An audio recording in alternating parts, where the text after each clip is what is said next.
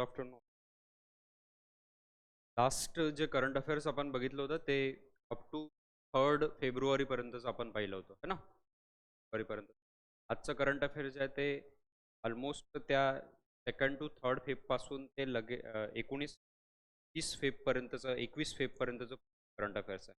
मागच्या 15-20 दिवसामध्ये काय घटना घडल्या, त्याचा इम्पॉर्टन्स काय आहे, त्यानुरूप घडलेल्या आहेत. त्याला आपण लिंक होतात ते जनरल आस्पेक्ट्स.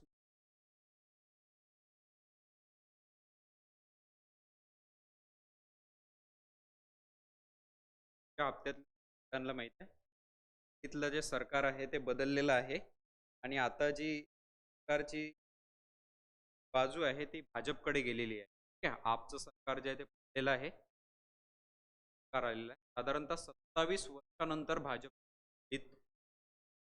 सत्ता जे आहे ते स्थापन करत आहे. त्याआधी भाजपचं सरकार होतं जे स्वराज वगैरे मुख्यमंत्री राहिलेले आहेत. आलं लक्षात. ठीक आहे.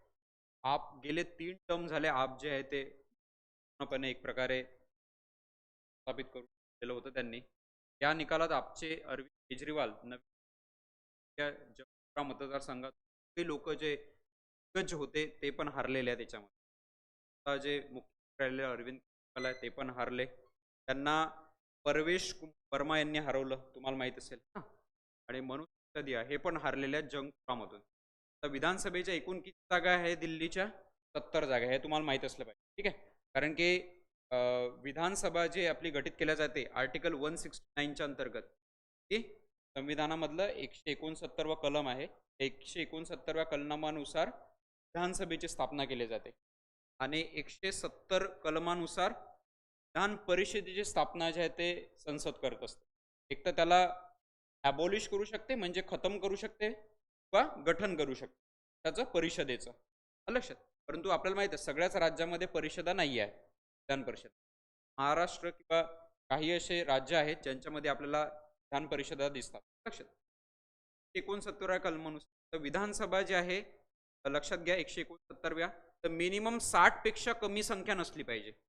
ते 60 पेक्षा जास्त असली पाहिजे अशा पद्धतीने त्याच्यामध्ये प्रावधान केलेलं आहे. 70 ही दिल्ली विधानसभेची पूर्ण स्ट्रेंथ आहे. त्याच्यामध्ये बीजेपीने किती जिंकल्या यावर्षी जागा? 48. 48 साधारणतः मला वाटते 36च्या आसपास काहीतरी बहुमत होतं. बहुमत पण त्यांनी पारित पूर्ण केलेलं आहे. आणि आप जे आहे ते 22 जागा. मागच्या वेळेस आपने भरपूर जागा मिळवलेल्या होत्या. लक्षात. फक्त काहीतरी 1-2 जागा बीजेपीच्या आल्या होत्या. अदरवाईज ऑलमोस्ट सगळ्या जागा आपने मागच्या टर्ममध्ये जिंकल्या होत्या. आता आपला मागे पाडला आणि बीजेपीने 48 म्हणजे बहुमत मिळालं. भाजपाला कुठल्याही इतर पक्षांच्या सहाय्य घेण्याची गरजही नाही पडली. आणि हालाकी काँग्रेस हा पक्ष जो होता तो आप या इंडिया गठबंधनमध्ये होता, तुम्हाला माहित आहे ना. इंडिया गठबंधनमध्ये आप काँग्रेस हे होते. परंतु काँग्रेस जो आहे तो स्वतंत्र पक्ष म्हणून लढला यावेळेस दिल्लीमध्ये. मित्र पक्ष म्हणून नाही लढला. कदाचित मित्र पक्ष म्हणून तर आपच्या सोबत लढला असता दिल्लीमध्ये, कदाचित असं म्हणतात चित्र वेगळं असतं. त्यांना जास्तीत जास्त जागा जिंकत्या आल्या असत्या. काँग्रेसनं आपली जागा घेतली त्याच्यामुळे त्यांना एकही जागा आलेली नाहीये. आणि अन्य जागा पण एकही अपक्ष उमेदवार पण तिथून आलेला नाहीये. टोटल जे आहे ते मेजॉरिटी भाजपला भेटले 48 जागा आणि 22 जागा ज्या आहेत त्या आपला भेटलेल्या आहे. लक्षात. नवी दिल्ली विधानसभा मतदारसंघातून परवेश वर्मा यांनी दिल्लीचे माजी मुख्यमंत्री अरविंद केजरीवाल यांचा 1884 मतांनी पराभव केला. हे वाक्य लक्षात ठेवाल कारण की हे वाक्य बऱ्याचदा आयोग टाकू शकतो. किती मताने पराभव केला हे पण माहित पाहिजे. आणि त्यांचा अपोनंट कोण होता? परवेश वर्मा. आता हे परवेश वर्मा जे होते ते दावेदार पण होते मुख्यमंत्री पदाचे पण. लक्षात. परंतु त्यांना न मुख्यमंत्री बनवता एका महिला मुख्यमंत्रीला हा मान देण्यात गेला. कारण की त्या रेखा गुप्ता आहे, ह्या रेखा गुप्ता बघा ह्या नगरसेवक राहिलेल्या आहेत दिल्लीमधल्या एका भागामधल्या आणि एबीव्हीपी सोबत बऱ्याच वर्षापासून जुळलेल्या आहेत. अखिल भारतीय विद्यार्थी परिषदेच्या संघटनेमध्ये बऱ्याच वर्षापासून त्या कार्यरत होत्या आणि एका ग्राउंड रूट लेवल पासून समोर येत येत नगरसेवक बनून कुठेतरी महापौराचे इलेक्शन्स होऊन आणि पुढे कुठेतरी MLA पर्यंतचा हा प्रवास आहे त्यांचा. साधारणतः एक 15 ते 20 वर्षांचा हा पूर्ण प्रवास आहे ज्याच्यामध्ये प्रवासाच्या त्यांनी विविध घडामोडींवर काम केलेलं आहे. आणि भाजपाची रणनीती राहिलेली आहे बऱ्यापैकी. ग्राउंड रूट लेव्हलपासून तयार झालेला किंवा उठलेला जो प्रकारचा कार्यकर्ता असतो त्याला जनरली एक प्रकारे मदत केली जाते किंवा त्याला स्थान दिलं जातं काही ना काही पार्टीमध्ये. रेखा गुप्ता यांच्यापैकी. आता रेखा गुप्तांच्याच नावाने दिल्लीला 4थी महिला मुख्यमंत्री मिळालेली आहे. कितवी? रेखा गुप्ता दिल्लीच्या कितव्या महिला मुख्यमंत्री आहे? आता याच्या आधी कोण होत्या? याच्या आधी होत्या सुषमा स्वराज, शीला दीक्षित राहिलेल्या आहे है ना. त्याच्यानंतर आता अतिशी नावाच्या दुसऱ्या आपच्या मुख्यमंत्री होत्या. अरविंद केजरीवाल अटकेत असल्यामुळे त्यांना बनवण्यात आलं होतं. आणि चौथ्या आता कोण आहेत? लक्षात हे लक्षात ठेवाल की या चौथ्या आहेत. त्यांची तुम्हाला नाव माहीत पाहिजे. लक्षात ठीक आहे. लक्षात आलं. हे न्यूज पहिली. बीजेपी जे आहे ते आता त्यांचं सरकार स्थापन केलेलं आहे त्यांनी आणि दिल्ली मोठमोठे निर्णय पण त्यांनी घेतले. जसं यमुना जे आहे ते येणाऱ्या 3 वर्षामध्ये आम्ही क्लीन जास्तीत जास्त क्लीन करण्याचा प्रयत्न करू त्यांनी म्हटलेलं आहे. कारण की अरविंद केजरीवाल आले होते मागच्या टर्ममध्ये तेव्हा त्यांनी म्हटलं होतं की आम्ही यमुनाला असा कायापालट करून टाकू ते असं वाटेल की एखाद्या फॉरेन मधलं काहीतरी नदी आहे एकदम क्लीन करून टाकू. अरविंद केजरीवालला मागच्या टर्ममध्ये नाही. यमुनाची स्थिती खराब झालेली आहे आणि एकदम polluted, one of the polluted आहे भारतामध्ये. तर त्याला बीजेपी येणाऱ्या काळामध्ये एक प्रकारे मानस आहे. बघूया आता काय करते. नंतर नेक्स्ट न्यूज आहे क्रिकेटच्या संदर्भात होती है ना. आत्ताच T20 चे सामने झाले होते इंग्लंड बरोबर भारताचे है ना. सूर्यकुमार यादव भारताचे कप्तान होते. भारतासाठी सर्वाधिक T20 आंतरराष्ट्रीय शतक जे मारलेले आहेत त्यांची यादी दिलेली आहे. बऱ्याचदा आयोगाला जर क्रिकेटवर प्रश्न विचारायचा असला तर तुम्हाला विचारला जाऊ शकतो ऍक्च्युअल क्वेश्चन. सर्वात जास्त आंतरराष्ट्रीय T20 शतक कोणाच्या नावावर आहे? 5 शतकं त्यांनी मारलेलं आहे. तर दुसऱ्या क्रमांकावर कोण आहे? सूर्यकुमार यादव 4 शतक. त्यानंतर तिसऱ्यावर संजू सॅमसन, त्यानंतर अभिषेक शर्मा आणि नंतर तिलक वर्मा आणि KL राहुल.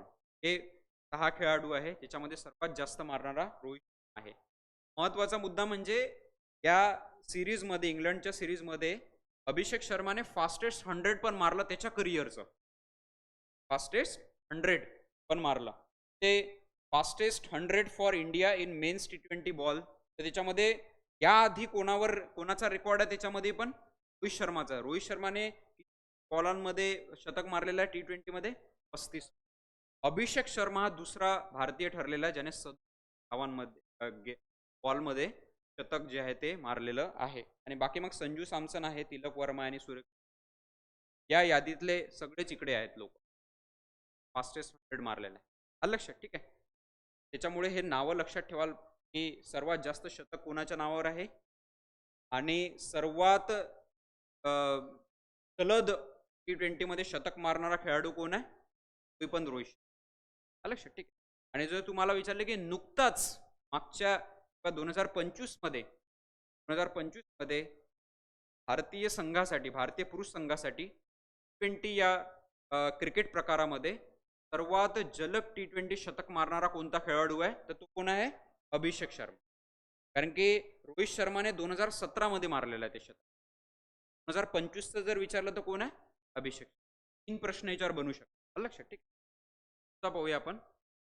आत्ता 2-3 दिवसाआधी आपले मुख्यमंत्री जे आहेत त्यांनी मोठा निर्णय घेतला की जे कार्यालय असतील सर्व सरकारी कार्यालयाचे त्याच्यामध्ये काय अनिवार्य ठेवलं आता त्यांनी? मराठी आता अनिवार्य होणार आहे.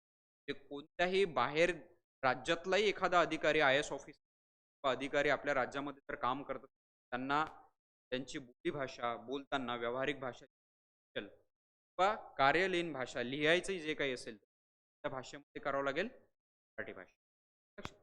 मराठी भाषा त्याला अनिवार्य करण्यात आलं. यासाठी पण कारण की मराठीला ऑलरेडी अभिजात दर्जा मिळालेला आहे. त्यामुळे अभिजात दर्जा मिळाल्यामुळे मराठीला आता महत्त्व दिले जात आहे. 98 अखिल भारतीय मराठी साहित्य संमेलन कालपासून सुरू झालेलं आहे. त्याबद्दल आपण न्यूज बघितली होती. काल तुम्ही जर स्पीच वाचले असेल आज त्या तारा भवाळकर आपण बघितल्या होत्या. तारा भवाळकर ज्या यावर्षीच्या 98व्या अखिल भारतीय मराठी साहित्य संमेलनाच्या अध्यक्ष आहेत. तर त्यांचं स्पीच आहे 11 मिनिटाचं. काल ते स्पीच ऐका आज घरी गेल्यावर. एक ज्येष्ठ कवी किंवा कवयित्री किंवा लेखिका स्पष्ट आणि त्यांचे विचार किती स्पष्ट असतात. का साहित्यिकाचे ते त्यांनी ते व्यक्त केलेलं आहे. त्याची यावर्षीचं म्हणजे 74 वर्षानंतर जे आहे ते ऑलमोस्ट आहे 70 वर्षानंतर होत आहे दिल्लीमध्ये. आलं लक्षात? आणि त्याचे स्वागताध्यक्ष कोण होते? शरद पवार आणि उद्घाटन कोणाच्या हस्ते झालं? नरेंद्र मोदीं. यावर्षीचं हे आगळं-वेगळं ते संमेलन आहे. ठीक आहे. याबद्दल काय निर्णय घेण्यात आला आहे? तर बघा शासकीय कार्यालयात बोला मराठी आणि लिहा मराठी हा संदेश देण्यात आलेला आहे सगळ्यात. याच्यामधले 3 मुद्दे आपल्यासाठी महत्त्वाचे आहे. पहिला मुद्दा आहे की राज्य सरकारतर्फे खरेदी करण्यात येणाऱ्या संगणकांच्या कळाफलकावरील अक्षर, कळमुद्रा या ज्या असतात, कळाफलकावरील, है ना? या रोमन लिपीसोबत मराठीत असणे अनिवार्य आहे. त्या आपण कीबोर्डवर पण टाइप करतो का नाही? तर रोमनमध्ये असलं पाहिजे आणि मराठीमध्ये असलं पाहिजे. आलं लक्षात? ठीक आहे. तर मराठी भाषा धोरणाच्या जिल्हा स्तरावरील अंमलबजावणीचे काम जिल्हास्तरीय मराठी भाषा समितीकडे देण्यात आलेलं आहे. जिल्हास्तरीयवर कशा पद्धतीने कार्यालयामध्ये मराठी राबवायची, मराठीचा प्रचार प्रसार करायचा हा जिल्हा समितीकडे निर्णय देण्यात आला. आणि राज्य सरकारने संपूर्ण जिल्ह्यांना हे आदेश दिलेले आहे. याच्यासाठी राज्य सरकार जबाबदार आहे. नंतर केंद्र सरकारच्या त्रिभाषा सूत्रानुसार, त्रिभाषा सूत्र म्हणजे काय? की केंद्र सरकार एक इंग्रजी प्रमोट करते, हिंदी प्रमोट करते आणि तिसरी प्रादेशिक भाषा. तमिळनाडूमध्ये गेले तर इंग्रजी, हिंदी आणि तमिळ. महाराष्ट्रात आले तर इंग्रजी, हिंदी आणि मराठी. तर त्रिभाषानुसार सूत्रानुसार राज्यातील केंद्र सरकारची सर्व कार्यालय तसेच सर्व बँका इत्यादींमध्ये दर्शनी भागात लावण्यात येणारे सूचना फलक, अधिकाऱ्यांचे नामफलक, अर्ज नमुने मराठीतून असणे अनिवार्य आहे. ते बघा बँकेत जरी गेले तर बँकेत बघा नाही भाषेत ते फलक असतात. इंग्रजी, हिंदी आणि मराठी. आता हे अनिवार्य झालेलं आहे. एखाद्या अधिकाऱ्यांचं पण नाव जे असेल, ते फक्त इंग्रजीतच नसलं पाहिजे. ते मराठीत पण खाली त्याला नमूद करावं लागेल. आलं लक्षात? हे एक महत्त्वाचा निर्णय हा घेण्यात आलेला आहे. यासाठी की मराठी भाषेला तेवढं महत्त्व दिलं पाहिजे आपण. कारण की आज बघा तुम्ही आजकाल ते कॉन्व्हेंटचे पोरं बघा शाळेमध्ये जातात त्यांना जर मराठीत म्हणायला लावलं त्यांना 1-2 आपण म्हणतो की आमचा मुलगा एकदम मोठ्या कॉन्व्हेंटमध्ये आहे. लाखो रुपये आपण फी परंतु पोरांना जर म्हटलं अ, आ, इ म्हण तर त्यांना बाराखडी येत नाही, अ, आ, इ येत नाही. त्यांना स्वर काय आहे मराठीमधले हे माहीत नाही. व्यंजन काय हे माहीत नाही. त्यानंतर त्यांना मराठीत 1-2 पण म्हणता येत नाही. सगळं इंग्रजीत बाकी पूर्ण येते. ती भयानक स्थिती झालेली आहे की मराठीत पोरांना बोलता येत नाही. तर मराठीला अनिवार्य करणे फार गरजेचं आहे. त्यासाठी तर याच्या संदर्भात एवढाच सरकारने हा राज्य सरकार ते बघूया आपण. आता आपण काल परवा एक महत्वाची न्यूज ऑलरेडी तिथं पण डिस्कस केली आहे ना. समान नागरी कायदा लागू करणारं भारतातलं पहिलं राज्य कोणतं ठरलेलं आहे? उत्तराखंड. त्यांनी विधानसभेमध्ये कायदा आणला आणि त्याला पारित करून लागू पण केलं. आता दुसरं कोणतं राज्य होऊ शकतं येणाऱ्या काळामध्ये ते कोणतं आहे? गुजरात. सो गुजरातमध्ये पण एक समितीची स्थापना करण्यात आलेली आहे. समितीच्या कोणा अध्यक्ष? निवृत्ती न्यायमूर्तीच्या अध्यक्षाखाली ही समिती गठीत करण्यात आलेली आहे. हे लक्षात ठेवाल. ठीक आहे. तर त्यांचे नाव काय आपण बघूया. हे आहे न्यायमूर्ती रंजना देसाई. आहे न्यायमूर्ती रंजना. तर तुम्हाला स्ट्रेट फॉरवर्ड क्वेश्चन येईल सिंपल. गुजरातमध्ये समान नागरी कायदा या संदर्भात विचार करण्यासाठी, विचार विमर्श करण्यासाठी राज्य सरकारने खालीलपैकी कोणत्या अध्यक्षाच्या खाली समितीचं गठन केलं? तर अध्यक्षाचे नाव काय आहे? रंजना देसाई. लक्षात यांचं नाव ठेवायचं. एवढंच तुम्हाला लक्षात ठेवायचं. हालाकी आता सध्या फक्त ती समिती गठीत झालेली आहे. समितीचा आणखी अहवाल पण यायचा आहे. समिती काय अहवाल देते आता आपण येणाऱ्या काळामध्ये जे आहे ते बघूच. आलं लक्षात? आणि जर गुजरात सरकारने जर ठरवलं की आम्हाला हा विधानसभेमध्ये परत बिल आणून हा अशाच पद्धतीचा कायदा जसा पद्धतीचा त्याला उत्तराखंडने पारित केला तसाच कायदा पारित करायचा आहे. शकते की गुजरात सरकार जे आहे ते विधानसभेमध्ये त्याला आणेल. तेव्हा ते न्यूज येईल तेव्हा आपण बघू. सध्या फक्त एवढं लक्षात ठेवा की गुजरात पण समान नागरी कायद्याच्या संदर्भात एक समिती केलेली आहे. त्याचे अध्यक्ष कोण आहे? रंजना देसाई आहे. एवढंच लक्षात ठेवा. आणि पहिलं राज्य विचारलं तुम्हाला कोणत्या लागू करणार होतं त्या उत्तराखंड. आणि आपल्या संविधानामध्ये समान नागरी कायद्याचा कलम कोणता आहे? आर्टिकल 44. कलम 44. पुढे 3 पुढे जाऊया आपण आता. सर्वाधिक लढाऊ विमानं. आता हे फार चर्चेमध्ये येत आहे मागच्या 1-2 हप्त्यापासून यासाठी की सुरक्षा व्यवस्थेबद्दल बरेचसे प्रश्न निर्माण झाले. आपले जे इंडियन एअर चीफ आहेत मार्शल ते आत्ता जेव्हा एक जे आपलं जे लढाऊ विमान आहे त्याचं टेस्टिंग करत होते, त्यांच्या लक्षात आलं की ते तेजस विमानं जे आपले तेजस ते इंडिजिनियसली आपण बनवलेले जे आहेत HAL कडून इलेक्ट्रॉनिक्स लिमिटेड कडून त्यांनी पूर्णपणे आणखी त्यांची प्रक्रिया पूर्ण केलेली नाहीये आणि ही चिंता व्यक्त केली आपल्या एअरफोर्स मार्शलला त्यांनी. आणि त्याच्यामुळे लढाऊ विमानाच्या संदर्भात भारत जो आहे, हालाकी आता काही वर्षामध्ये आत्मनिर्भरतेकडे वळत चाललेला आहे. आत्मनिर्भर डिफेन्स सेक्टरचा आपण एक प्रकारे धोरण अवलंबिलेलं आहे. शब्द जे आहेत त्या आपण इतर देशांच्या टेक्नॉलॉजी घेतोय आणि भारताच्या ज्या काही संस्था आहेत, PSUs आहेत, त्यांच्याद्वारे त्याची निर्मिती करतो. फॉर एक्झाम्पल राफेल आपण कोणाकडून आणले होते? फ्रान्सकडून. राफेलची डील पहिले 36 राफेल आपण आणले, नंतर काही राफेल आणले गेले आणि आता फक्त आपण फ्रान्सकडून टेक्नॉलॉजी घेतोय. बाकी ते बनवल्या जातील आपल्याच इथे. आलं लक्षात? अशा पद्धतीचं आपण आत्मनिर्भरतेकडे, सेल्फ रिलायन्सकडे जातोय. परंतु भारत हालाकी याच्यामध्ये मागे आहेच. बघा, सर्वाधिक लढाऊ विमानं जे आहेत, आकाशावर सध्या कोणाचं साम्राज्य आहे या संदर्भातली न्यूज. त्या सर्वाधिक लढाऊ विमानं कोणत्या देशाकडे आहे याचा आढावा घेतला तर काय चित्र सध्या तरी अमेरिकेकडे सर्वाधिक तब्बल 13,209 लढाऊ विमानं आहेत. या संदर्भात पहिल्या 10 देशात दुसऱ्या क्रमांकावरील रशियाकडे आहे. आता बघा, रशिया आणि अमेरिकामध्ये डिफरन्स किती आहे? डिफरन्स किती आहे दोन्ही? साधारणतः 9-1 हजाराचा डिफरन्स आहे. अमेरिका आपल्या GDPचा खूप मोठा वाटा डिफेन्स सेक्टरला देत असते. भारत जास्त नाही, 4-6% भारत जो आहे तो डिफेन्स, परंतु जास्तीत जास्त वाटा जो आहे तो अमेरिका जे आहे ते आपल्या डिफेन्स सेक्टर लक्षात. आणि म्हणून बघा की जगामध्ये प्रत्येक मोस्ट ऑफ द ठिकाणी जे काही इन्सिक्युअर एरियाज राहिलेले आहेत, जिथं युद्ध निर्माण झालेले आहे, त्या बहुतेक ठिकाणी अमेरिकेचे बेसेस आहेत. बेस म्हणजे नवल बेस, एअरफोर्स बेस है ना, किंवा आर्मी बेस, असे बेस त्यांनी तयार करून ठेवले. लक्षात. दुसऱ्या नंबरवर कोण येते आणि भारत कितव्या क्रमांकावर येते? तर जगातल्या 5 टॉप डिफेन्स एक प्रकारे पॉवर्समध्ये पण भारत 4थ्या स्थानी आहे, लक्षात ठेवा. ठीक आहे. पहिल्या स्थानी अमेरिका, दुसरा रशिया, तिसरा आहे चीन, चौथा आहे भारत आणि 5वा कोण आहे? दक्षिण कोरिया. लक्षात. हे लक्षात ठेवा. एक ग्लोबल फायर पॉवर स्टॅटिस्टिक्सचा हा आकडेवारी आहे 2020 डिसेंबर पर्यंत. त्यानुसार तर प्रश्न आला तर सरळ सरळ हाच विचारला जाऊ शकते की ग्लोबल फायर पॉवर स्टॅटिस्टिक्स यांच्या डिसेंबर 2024च्या आकडेवारीनुसार भारत लढाऊ विमानांच्या यादीमध्ये कितव्या क्रमांकावर येतो? कितव्या क्रमांकावर येतो? बस एवढं लक्षात ठेवा. नेक्स्ट बघूया आपण आता अमेरिकेचे ICC वर निर्बंध है ना. ICC म्हणजे इंटरनॅशनल आंतरराष्ट्रीय फौजदारी न्यायालय म्हणतो आपण.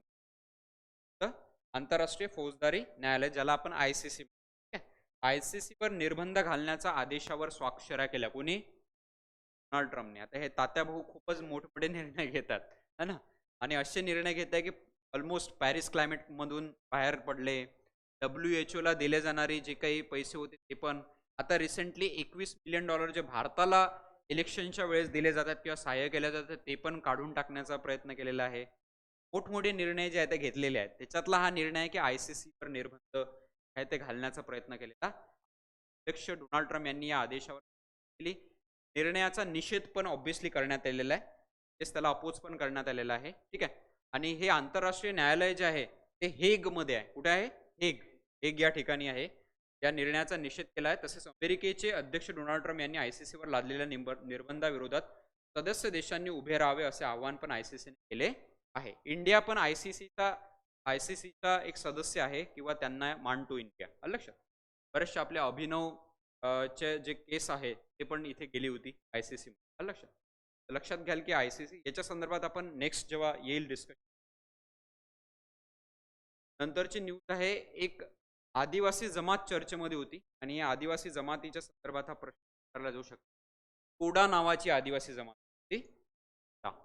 आता हे टोडा जमात कोणती आहे? तुम्ही जर तुम्हाला मी मागच्या वेळेस पण सांगितलं होतं की संविधान नावाची एक सिरीज आहे आपल्या याच्यावर संसद टीव्हीवर, आणि एक सिरीज आहे त्याच्यावर मै भी भारत नावाची. कोणती? मै भी भारत. प्रत्येक भारतीयाने आणि स्पर्धा परीक्षेचा अभ्यास करणाऱ्या व्यक्तीने हे विद्यार्थ्याने बघितली पाहिजे मे बी भारत. साधारणतः एक 20 ते 30 व्हिडिओ त्यामध्ये आहे. परंतु भारतातल्या प्रत्येक राज्यामधल्या ज्या काही महत्त्वाच्या जनजाती आहेत, शेड्यूल्ड ट्राइब्स ज्यांना आपण म्हणतो, त्या शेड्यूल्ड ट्राइब्सच्या संदर्भात ह्या केस स्टडी आहे. साधारणतः 20-25 मिनिटाचा व्हिडिओ आहे तो प्रत्येकी. जास्त मोठे त्याच्यामध्ये त्यांनी जमाती राहते कुठे, त्यांचं जनजीवन कशा पद्धतीचं आहे, त्यांचं राहणीमान कसं आहे, काय खातात ते, आलं लक्षात? कोणते त्यांच्या परंपरा आहे, ट्रॅडिशन काय, त्यांची संस्कृती काय आहे, भाषा काय त्यांची, काय काय त्यांची आस्था आहे, बिलीफ सिस्टीम काय आहे, कोणत्या देवाला ते मानतात का, सगळ्या गोष्टी ज्या आहेत त्या याच्यामध्ये नमूद केल्या. तू वरती आहे सनसेट तुम्ही गेले आणि मै भी भारत टाकलं की तुम्हाला एक 20 सारखं लक्षात. तर त्याच्यामध्ये या टोडा जमातीबद्दल पण एक व्हिडिओ आहे. आणि टोडा जमाती कुठं राहते, टोडा जमाती बघा, हा जो भारताचा मॅप आहे खालचा दक्षिणेकडचा, दक्षिणेकडे इकडे या साईडला आहे तमिळनाडू है ना, आणि या साईडला आहे केरळ. काय आहे केरळ. तर केरळ आणि तमिळनाडूमध्ये इथे आहे निलगिरी हिल्स. काय आहे, निलगिरीचे जंगल पण आपण त्याला म्हणतो. इथे निलगिरी तहर नावाचा पण एक ॲनिमल आहे, इंडिजिनस आहे, त्याचा हॅबिटॅट आहे, तिथे अधिवास आहे. तर निलगिरी हिल्स आहे, एक प्रकारे हिली एरिया आहे हा. आणि निलगिरी जंगल आहे. या निलगिरी जंगलामध्ये पर्वताच्या भागामध्ये वरच्या भागामध्ये राहणारे हे कोण आहेत, जमाती नावाचे. आता हे चर्चेमध्ये का बरं आली होती, कारण की यंदा त्यांचा जो महोत्सव असतो तो फार चर्चेमध्ये आला. तर त्याचं नाव होतं मोढवेध. कुठं आहे, मोढवेथ. हा मोढवेथ उत्सव जो आहे हा चर्चेमध्ये आला होता, जो उटी या भागामध्ये आणि उटीच्या आसपास डोंगराळ भागामध्ये भरपूर हे टोडा जमाती राहते. आणि उटी जे ठिकाण आहे, महत्वाचं पर्यटन स्थळ आहे, तुम्हाला माहित असेल की हे निलगिरीच्या जंगलामध्ये ठिकाण आहे. आलं लक्षात. तर हे जे मोढवेथ उत्सव आहे हा विचारला जाऊ शकते त्या जनजातीच्या संदर्भात आहे. आणि टोडा कुठे आहे, निलगिरी जंगलामध्ये. निलगिरी तमिळनाडू आणि केरळ यांच्या दोघांच्या मधातलं हे जंगल आहे. ती महत्वाची प्रजाती कोणती आहे, निलगिरी तहर. हे लक्षात ठेवा.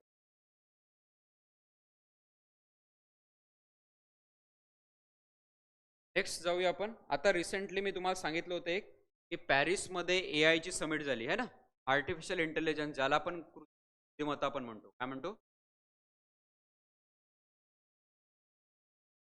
याची जी समिट आहे, परिषद जी आहे ते झाली आंतरराष्ट्रीय परिषद. त्यामध्ये बरेचसे ठेवले गेले होते. आणि फ्रान्सने याला यावर्षी अध्यक्षपद, फ्रान्सने याला काय केलं, अरेंज केलं. आणि फ्रान्स बरोबर सह अध्यक्षपद कोणाला देण्यात आलं हे विचारलं जाऊ शकते. सह अध्यक्षपद, तर सह अध्यक्षपद कोणाला मिळालं, भारताला मिळालं. कोणाला मिळालं, भारताला. हे लिहून घ्या. भारतामध्ये नरेंद्र मोदी प्रधानमंत्री जे आहेत, पंतप्रधान नरेंद्र मोदी यांनी सह अध्यक्षपद ते भूषवलं आहे, हे लक्षात ठेवा. पंतप्रधान नरेंद्र. आता ही रिसेंटली झालेली ही समिट आहे AI समिट, आर्टिफिशियल इंटेलिजन्स संदर्भातली. ते बरेचसे मोठ्या कंपन्या ज्या आहेत, टेक्नॉलॉजिकल इनोव्हेटिव्ह कंपन्या ज्या, यांचे वगैरे सगळ्यांना बोलवण्यात आलं होतं, लक्षात. आणि त्या संदर्भात बऱ्याचशा घडामोडींवर पण चर्चा करण्यात आली की AI येणाऱ्या काळामध्ये काय जॉबवर परिणाम करू शकते का, AIचे हानी काय होऊ शकते यामुळे, या सगळ्या गोष्टींवर चर्चा विमर्श करण्यात आला. ते व्हिडिओ पण अवेलेबल आहे नरेंद्र मोदी, तुम्ही त्याच्यामधलं ऐकाल. नरेंद्र मोदींचे 10-15 मिनिटाचं आहे, आवर्जून ऐका. नरेंद्र मोदींनी काय म्हटलं, कारण की बऱ्याचदा आयोग, पंतप्रधान, आपले समजा मुख्यमंत्री यांच्या स्पीच मधलाच एखादा पॉइंट काढतो आणि त्याच्यावर प्रश्न विचार, लक्षात. त्याच्यामुळे प्रश्न कसा येऊ शकतो आपल्याला सांगता येत नाही. त्यामुळे बऱ्याचदा त्या स्पीच मधला प्रश्न तयार करून टाकतो, लक्षात. हे लक्षात घ्याल फक्त, नरेंद्र मोदी किंवा भारताकडे याचं सहअध्यक्षपद, लक्षात. ठीक आहे, पुढे जाऊया आपण. हे बघा, एक महत्वाची न्यूज करप्शनच्या रिलेटेड है ना. भ्रष्टाचारात वाढ, जागतिक क्रमवारीत भारताचा कितवा क्रमांक आलेला आहे, 96 आलेला आहे. ठीक आहे. नेते भ्रष्टाचाराचा प्रश्न गांभीर्याने घेत नसल्याचे देशात पत्रकारांवर सातत्याने हल्ले होत आहेत असल्याने भारतात भ्रष्टाचार आणखी वाढला असल्याचे समोर आलेले आहे. तर भारताची स्थिती आणखी बिकट झालेली आहे. ठीक आहे. आता बघा, हा करप्शन जो परसेप्शन इंडेक्स असतो पर्टिक्युलरली, हा ट्रान्सपरन्सी इंटरनॅशनल द्वारे पब्लिश केला जातो. कोणता?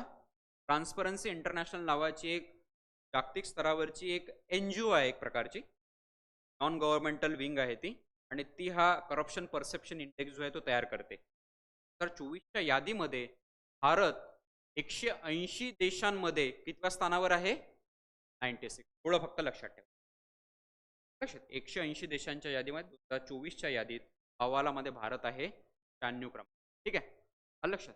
आणि भारताची काय स्थिती आहे ज्यात दिलेला आहे अहवालात, भारताचा भ्रष्टाचारातील स्कोअर 38 आहे. स्कोअर जो स्कोअर असतो 100 पर्यंत, त्यामध्ये 38 क्रमांक स्कोअर आहे. हा स्कोअर 2023 मध्ये 39, तर 2022 मध्ये 40 होता, आणि तो आता 38 झालेला आहे. केवळ एक क्रमांक कमी झाल्यामुळे भारताची 3 स्थानांनी घसरण झाली. एक क्रमांक कमी झाल्यामुळे भारत 3 स्थानांनी कमी झाला. आशियातील देशांमध्ये गेल्या 5 वर्षात स्कोअर हा 45च्या आसपास राहिला आहे. कारण की 0 पासून जेवढा चांगला स्कोअर असला तेवढा तो देश जो आहे तो कमी भ्रष्ट असा मानला जाते. आलं लक्षात, स्कोअर जेवढा चांगला तेवढा तो. आणि आशियातील देशांमध्ये गेल्या 5 वर्षात स्कोअर किती राहिलेला आहे? 45. भारताचा किती आहे? त्या आशियाई देशांपेक्षाही भारताची स्थिती काय आहे? खराब आहे, बिकट आहे. तो यंदा ते 44 आहे.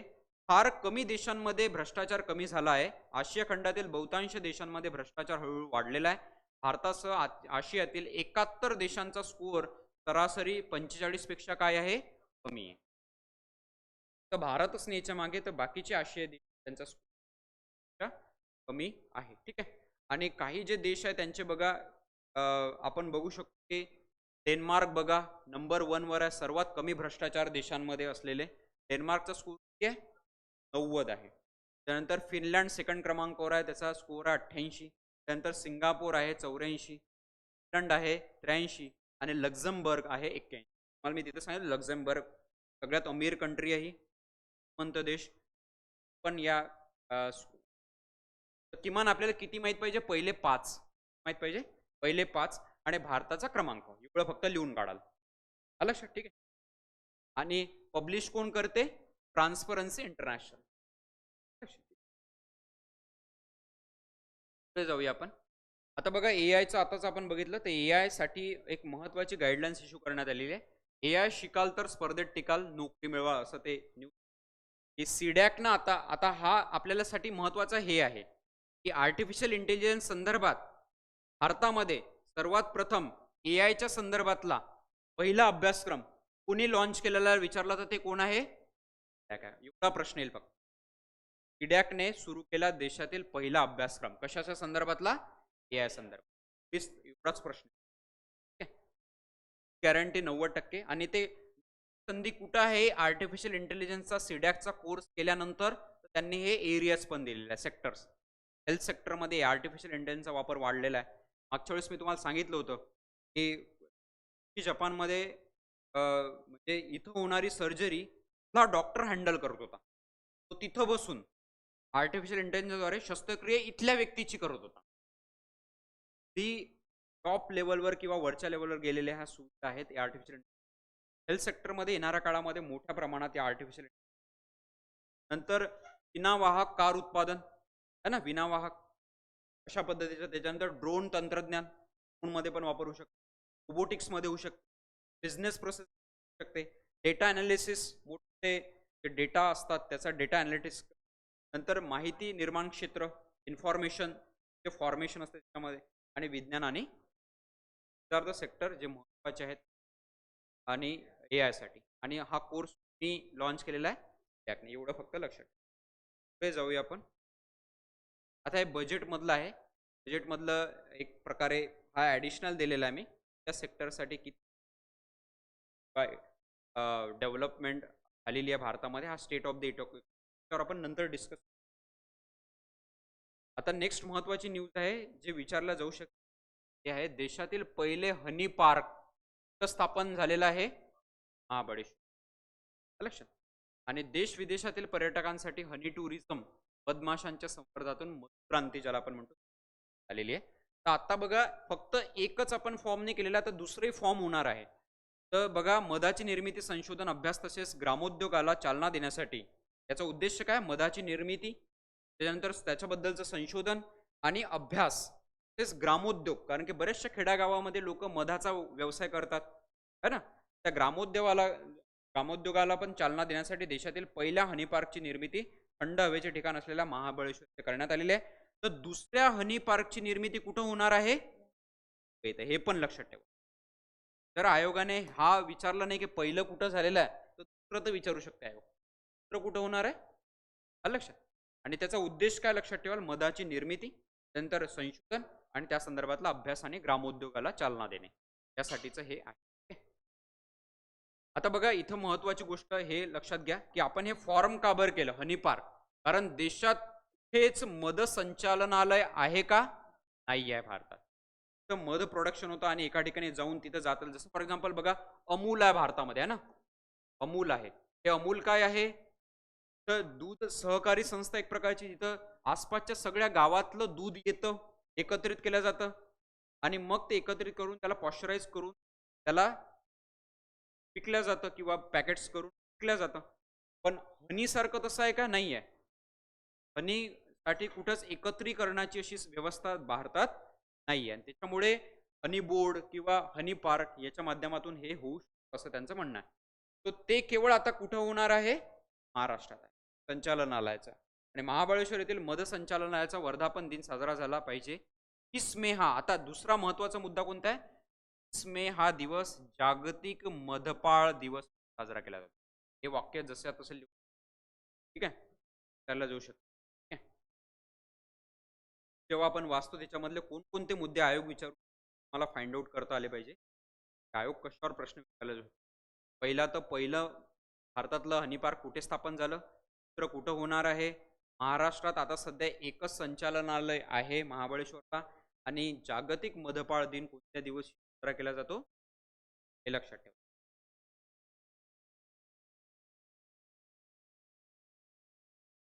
ठीक आहे. आपण आता रिसेंटली 2-3 दिवसाआधी ते मी तुम्हाला सांगितलं, ज्ञानेश कुमार जे आहे ते इलेक्शन कमिशनर, आपले मुख्य निवडणूक आयुक्त जे आहे त्यांची निवड आहे. आणि ही निवड कशी झालेली आहे? खूप घाईत झालेली आहे. आलं लक्षात. आणि नवीन प्रक्रियेनुसार तो होणार आहे, हे पहिले मुख्य निवडणूक आयुक्त ठरलेले आहे. नवीन प्रक्रिया कोणती? आता 2023 मध्ये सुप्रीम कोर्टाचा निर्णय आला होता एक, की सुरुवातीच्या पहिल्या 6 महिन्यात एक निर्णय दिला होता, की इलेक्शन कमिशन किंवा मुख्य निवडणूक आयुक्तांना निवड करताना ते 3 व्यक्तींची समिती असली पाहिजे. त्याच्यामध्ये कोण असलं पाहिजे? एक पीएम, दुसरे सीजेआय आणि तिसरे कोण असले पाहिजे? Leader of opposition. आणि ऑगस्ट 2023 सुप्रीम कोर्टाचा निर्णय येतो, ह्या सीजेआय याच्यात नसतो. सरकार निर्णय घेते आणि मग त्याला चॅलेंज केलं जातं. चॅलेंज केल्यानंतर मग कोर्टच सांगतं, की ठीक आहे, सरकारने जो निर्णय घेतलेला आहे त्याच्यामधून ते आता वगळण्यात येतो. तर आता सीजेआय नाहीये, तर याचा अर्थ इथे काय असेल? एक कॅबिनेट मिनिस्टर कोण असेल? कॅबिनेट मिनिस्टर कोण अपॉइंट करेल? तर ऑगस्ट 2023 नंतर जे राजीव कुमार होते याआधी, ते या जुन्या प्रक्रियेनुसार निवडलेले होते. त्याच्यामध्ये सीजेआय होते. पण आता नवीन प्रक्रियेनुसार निवडले गेलेले ज्ञानेश कुमार हे पहिलेच निवडणूक आयुक्त ठरलेले आहे. हे पण लक्षात ठेवा. आणि त्या समितीमध्ये कोण कोण असतं हे पण आपल्याला लक्षात ठेवावं लागेल. प्रधानमंत्री, त्याच्यानंतर एक कॅबिनेट मंत्री, त्यांची निवड प्रधानमंत्रीच करतील, आणि लोकसभेतील लीडर ऑफ अपोजिशन आपण म्हणतो, पक्ष नेता. आता हे ज्ञानेश कुमार जे आहे ते पहिले निवडणूक आयुक्त ठरलेले आहे, नव्या कायद्यानुसार निवड झालेले. या संदर्भात ऑब्व्हियसली काँग्रेसने विरोध केला, लीडर ऑफ अपोजिशन यांनी पण त्याच्या संदर्भात विरोध केला. ही न्यूज आपल्यासाठी महत्त्वाची नाही आहे, फक्त लक्षात ठेवाल की त्यांची प्रक्रिया काय आहे. आणि इलेक्शन कमिशन ऑफ इंडियाची मी तुम्हाला सांगितलं आर्टिकल कोणता आहे संविधानामध्ये? 24. आणि हे कॉन्स्टिट्युशनल बॉडी आहे, लक्षात ठेवा, संविधानिक अंग. लक्षात ठेवा. सध्याचे निवडणूक आयुक्त, त्यानंतर त्यांना गट करण्याच्या समिती असतं आणि संविधानामध्ये आर्टिकल काय हे लक्षात ठेवा. पुढे जाऊया आपण आता. एक महत्त्वाचा निर्णय नीटच्या संदर्भातही सर्वोच्च न्यायालयाने घेतला, हा की बरेच विद्यार्थी बघा रशिया किंवा इतर देशांतून कमी पैशामध्ये आहे ना, कमी पैशामध्ये काय करून येतात, एम-बी-बी-एस करून येतात आणि एम-बी-बी-एस करून प्रॅक्टिस कुठं करतात मग ते? भारतात करतात. भारतामध्ये त्यांचं एम-बी-बी-एस होऊन जातं. तर रशिया मॉडेल खूप चर्चेत राहतोय. रशियामध्ये खूपच कमी पैसे इतका पैसा भारतात लागतो एम-बी-बी-एस करायला, तर जास्तीत जास्त अर्ध्या पैशामध्ये तुमचं एम-बी-बी-एस होऊन जातं. आलं लक्षात? कारण की भारतामध्ये प्रायव्हेट कॉलेजमधून एम-बी-बी-एस जर करतो म्हटलं साधारणतः 4-5 करोड.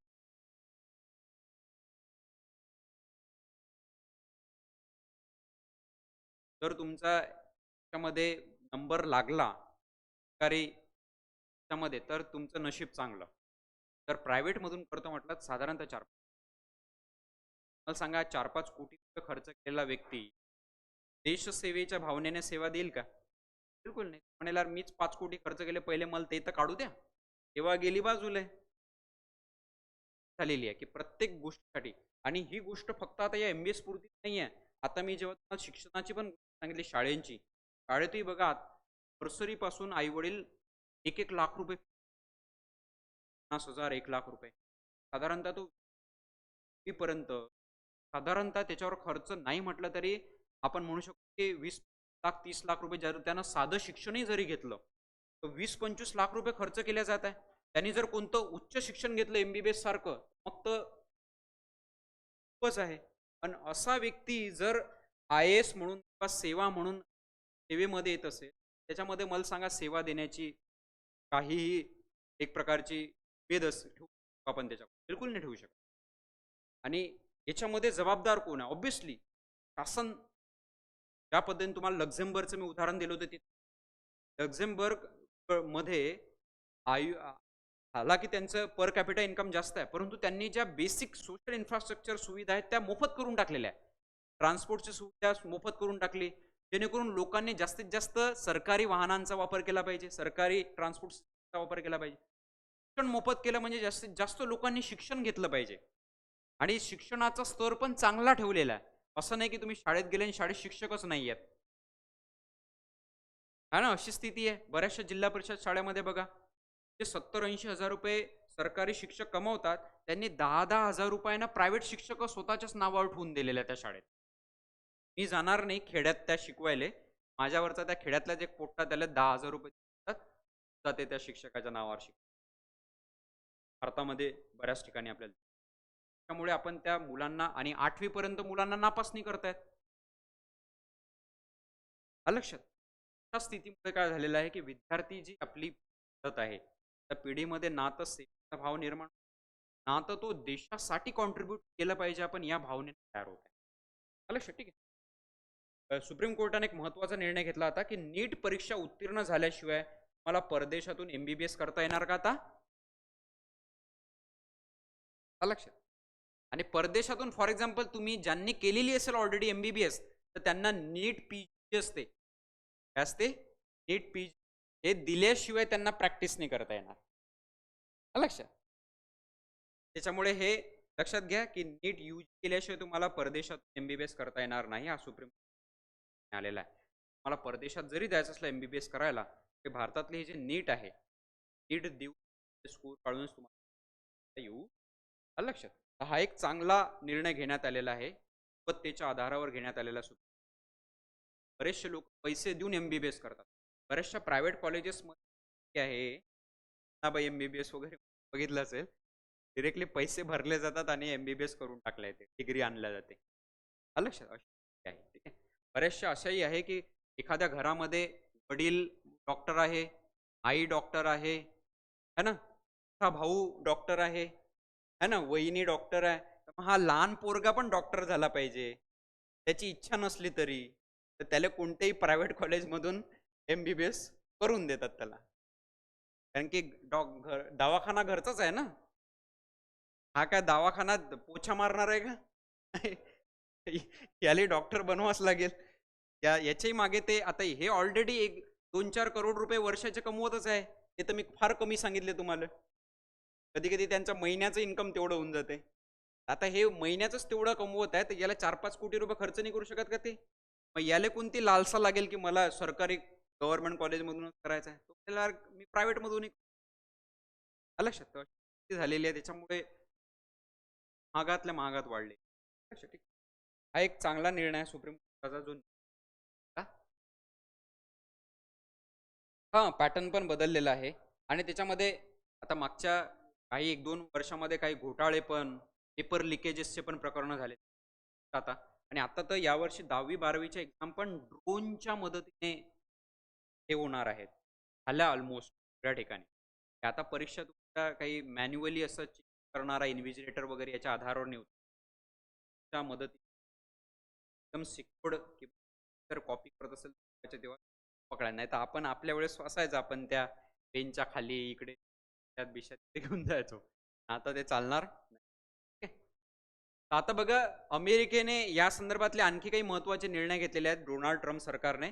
यांनी काय केलं टॅरिफ लावणं सुरू केलेलं आता. काय? टॅरिफ. टॅरिफ काय असतं? की बा कुठलीही वस्तू किंवा उत्पादन जेव्हा एका देशातून दुसऱ्या देशात जातं, तेव्हा तो देश त्याच्यावर आयात कर लावते काही ना काही. कारण की चीनमधून जर समजा फॉर एक्झाम्पल अमेरिकेमधून काही वस्तू जर चीनमध्ये जात असतील, है ना? तर चीन काय म्हणेल यार तुमच्या वस्तू आमच्यामध्ये आमच्या देशात येत आहेत, तर आमच्या वस्तूंवर त्याचा परिणाम होईल ना. आता आम्ही काय करतो की तुम्हाला आमच्या देशात विकायचं आहे ना ठीक आहे, परंतु एवढा आयात शुल्क भरावं लागेल. तेव्हाच तुमचा माल जो आहे तो आमच्या याच्यात येऊ देऊ आम्ही. आलं लक्षात? तर याला म्हणतात टॅरिफ. तर आता सध्या जगामध्ये कोणता वॉर सुरू आहे युद्ध? तर ते आहे टॅरिफ वॉर. कोणतं युद्ध सुरू आहे आता सध्या? Tariff war. की हा देश त्याच्यावर आयात शुल्क जास्त लावत आहे, तो देश त्याच्यावर लावत आहे.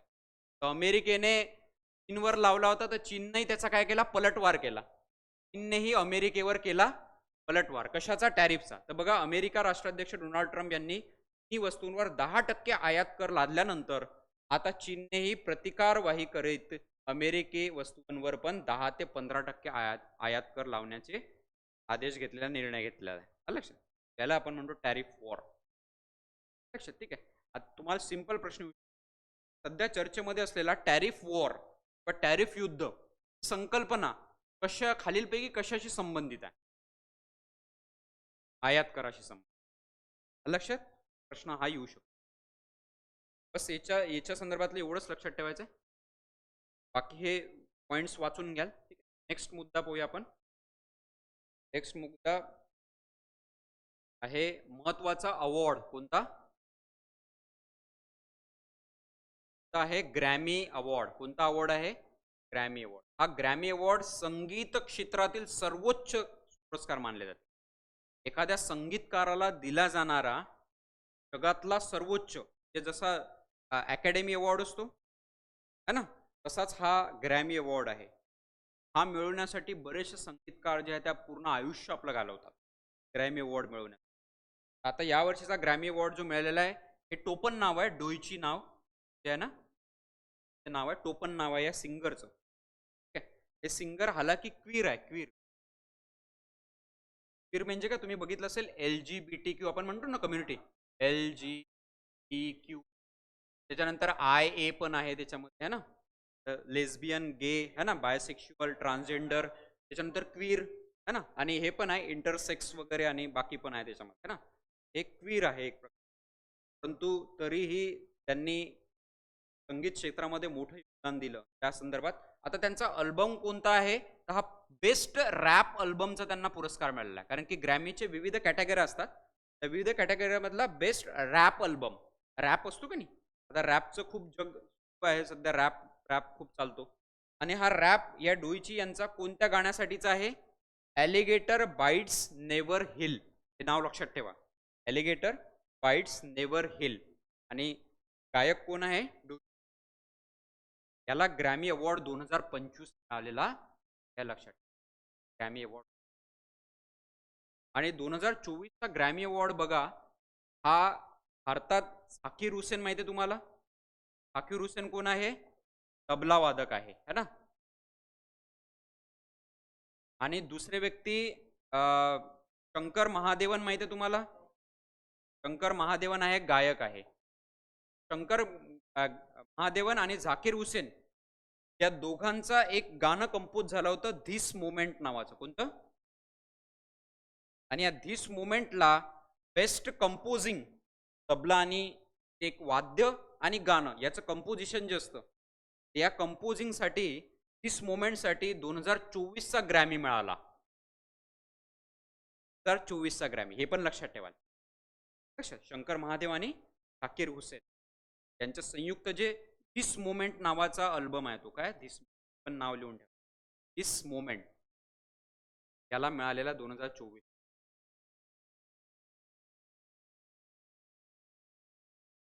25चा बेस्ट रॅप अल्बम जो आहे तोची ॲलिगेटर बाईट्स नेवर यासाठी मिळाले. हे महत्त्वाचे पुरस्कार आहे जे विचारले जातात बहुत. ठीक आहे, धिस मोमेंट केला. पुढे जाऊया आपण. ते आता महत्त्वाची एक न्यूज आलेली आहे. हा याच्यावर एकच सिंपल प्रश्न येऊ शकतो, की महाराष्ट्रातल्या त्या विद्यापीठामध्ये शिवरायांवर एम.ए. अभ्यासक्रम जो आहे तो सुरू करण्यात आलेला सर्वप्रथम. ते कोणतं विद्यापीठ आहे? तोच प्रश्न. तीन अभ्यासक्रम जो आहे तो शिवचरित्रावर किंवा शिवरायांच्या अभ्यासावर, शिवरायांची जी कारकीर्द राहिली आहे छत्रपती शिवाजी महाराजांची, याचा अभ्यास महाराष्ट्रातल्या व्यक्ती किंवा विद्यार्थ्याने केला पाहिजे. याला प्रोत्साहन देण्यासाठी पुणे विद्यापीठाने सेपरेट शिवरायांवर हा एम.ए.चा अभ्यासक्रम जो आहे, एक एम.ए.ची पदवी जी आहे, पदवी जी आहे ते एक प्रकारे सुरू केलेली आहे. आलं लक्षात? हे विचारलेले की कोणत्या याने, आणि पुणे विद्यापीठात येत्या 2025-26 पासून या शैक्षणिक अभ्यास. आलं लक्षात? आणि सीईटी द्वारे प्रवेश होणार आहे याच्यासाठी. गैरा कोणी येणार नाही. पहिले त्याला सीईटी द्यावं लागेल. बेसिक ऑब्जेक्टिव्ह प्रश्न सॉल्व्ह करावे लागतील. त्याच्यात जर दिसलं की याला खरंच बेसिक नॉलेज आहे बा शिवरायांबद्दल, मग त्याला एम-ए साठी त्याचे ॲडमिशन. ठीक आहे? विद्यापीठ लक्षात ठेवाल पुणे. ते न्यूज बघूया आपण. पुढे आता एक यावर्षी बघा एम-पी-एस-सीनं एक प्रश्न विचारला होता. एम-पी-एस-सीने एक प्रश्न विचारला राज्यसेवेने. किंवा तुमचा विद्यार्थी जर मद्यपान करत असेल आणि तो तुम्हाला प्रवृत्त करत असेल, की काय कराल? डिसिजन मेकिंगचा. तसाच Madhya Pradesh public service कमिशनची exam झाली यावर्षी. त्याच्यात हा इंटरेस्टिंग क्वेश्चन विचारला होता. हा विचारला होता. जस्ट ॲज अ फन म्हणून घेतला मी. हा करंट अफेअर्सशी आपल्या काही निगडीत नाहीये. तर प्रश्न काय विचारला होता, की एक सडक पर आपने देखा वह बनाकर व्यक्ति को चोर समझकर पीट रहे हैं, है ना? आपको क्या करना चाहिए? 4 ऑप्शन दिलेले. 4 ऑप्शन दिले की घटना को नजरअंदाज करना चाहिए, नंतर घटना का आनंद लेना चाहिए, दूसरा दिलेला आहे की उस जगह को छोड़ देना चाहिए, आणि चौथा ऑप्शन दिलेला आहे की पुलिस को करना चाहिए. आता ऑब्वियसली तुम्ही कोणता ऑप्शन निवडाल? पुलिस को सूचित करोगे, है ना? आता काही आता सध्या हे पॉपकॉर्नवालं प्रकरण खूप चालू आहे ना, आणि माहिती आहे ना तुम्हाला, पॉपकॉर्नवर टॅक्स लावण्यात आला, जीएसटी. एका पोराने तो निवडून घेतला. दुसरा ऑप्शन काय? घटना का आनंद लेना चाहिए विथ पॉपकॉर्न. तर आता अशा पद्धतीचे प्रश्न जनरली जे इररिलेव्हंट आहे, ते आता तो मद्यपानावर विचारलेला प्रश्न जो काही ऑब्व्हियसली बघितलं तर सोशल आस्पेक्ट्स नव्हता प्रश्न, परंतु बऱ्याचशा विद्यार्थ्यांनी मग त्याच्यावर प्रकरण पण निर्माण केलं. बऱ्याचशा विद्यार्थ्यांनी आक्षेप घेतला. एम-पी-एस-सी सारख्या आयोगाने असे विचारले पाहिजे. आलं लक्षात? परंतु हे सोशल आस्पेक्ट्सनी विचारले जाणारे प्रश्न. मला जर अशी घटना आली एखाद्या वेळेस घडत असेल, त्या दरम्यान काय डिसिजन घ्याल बा?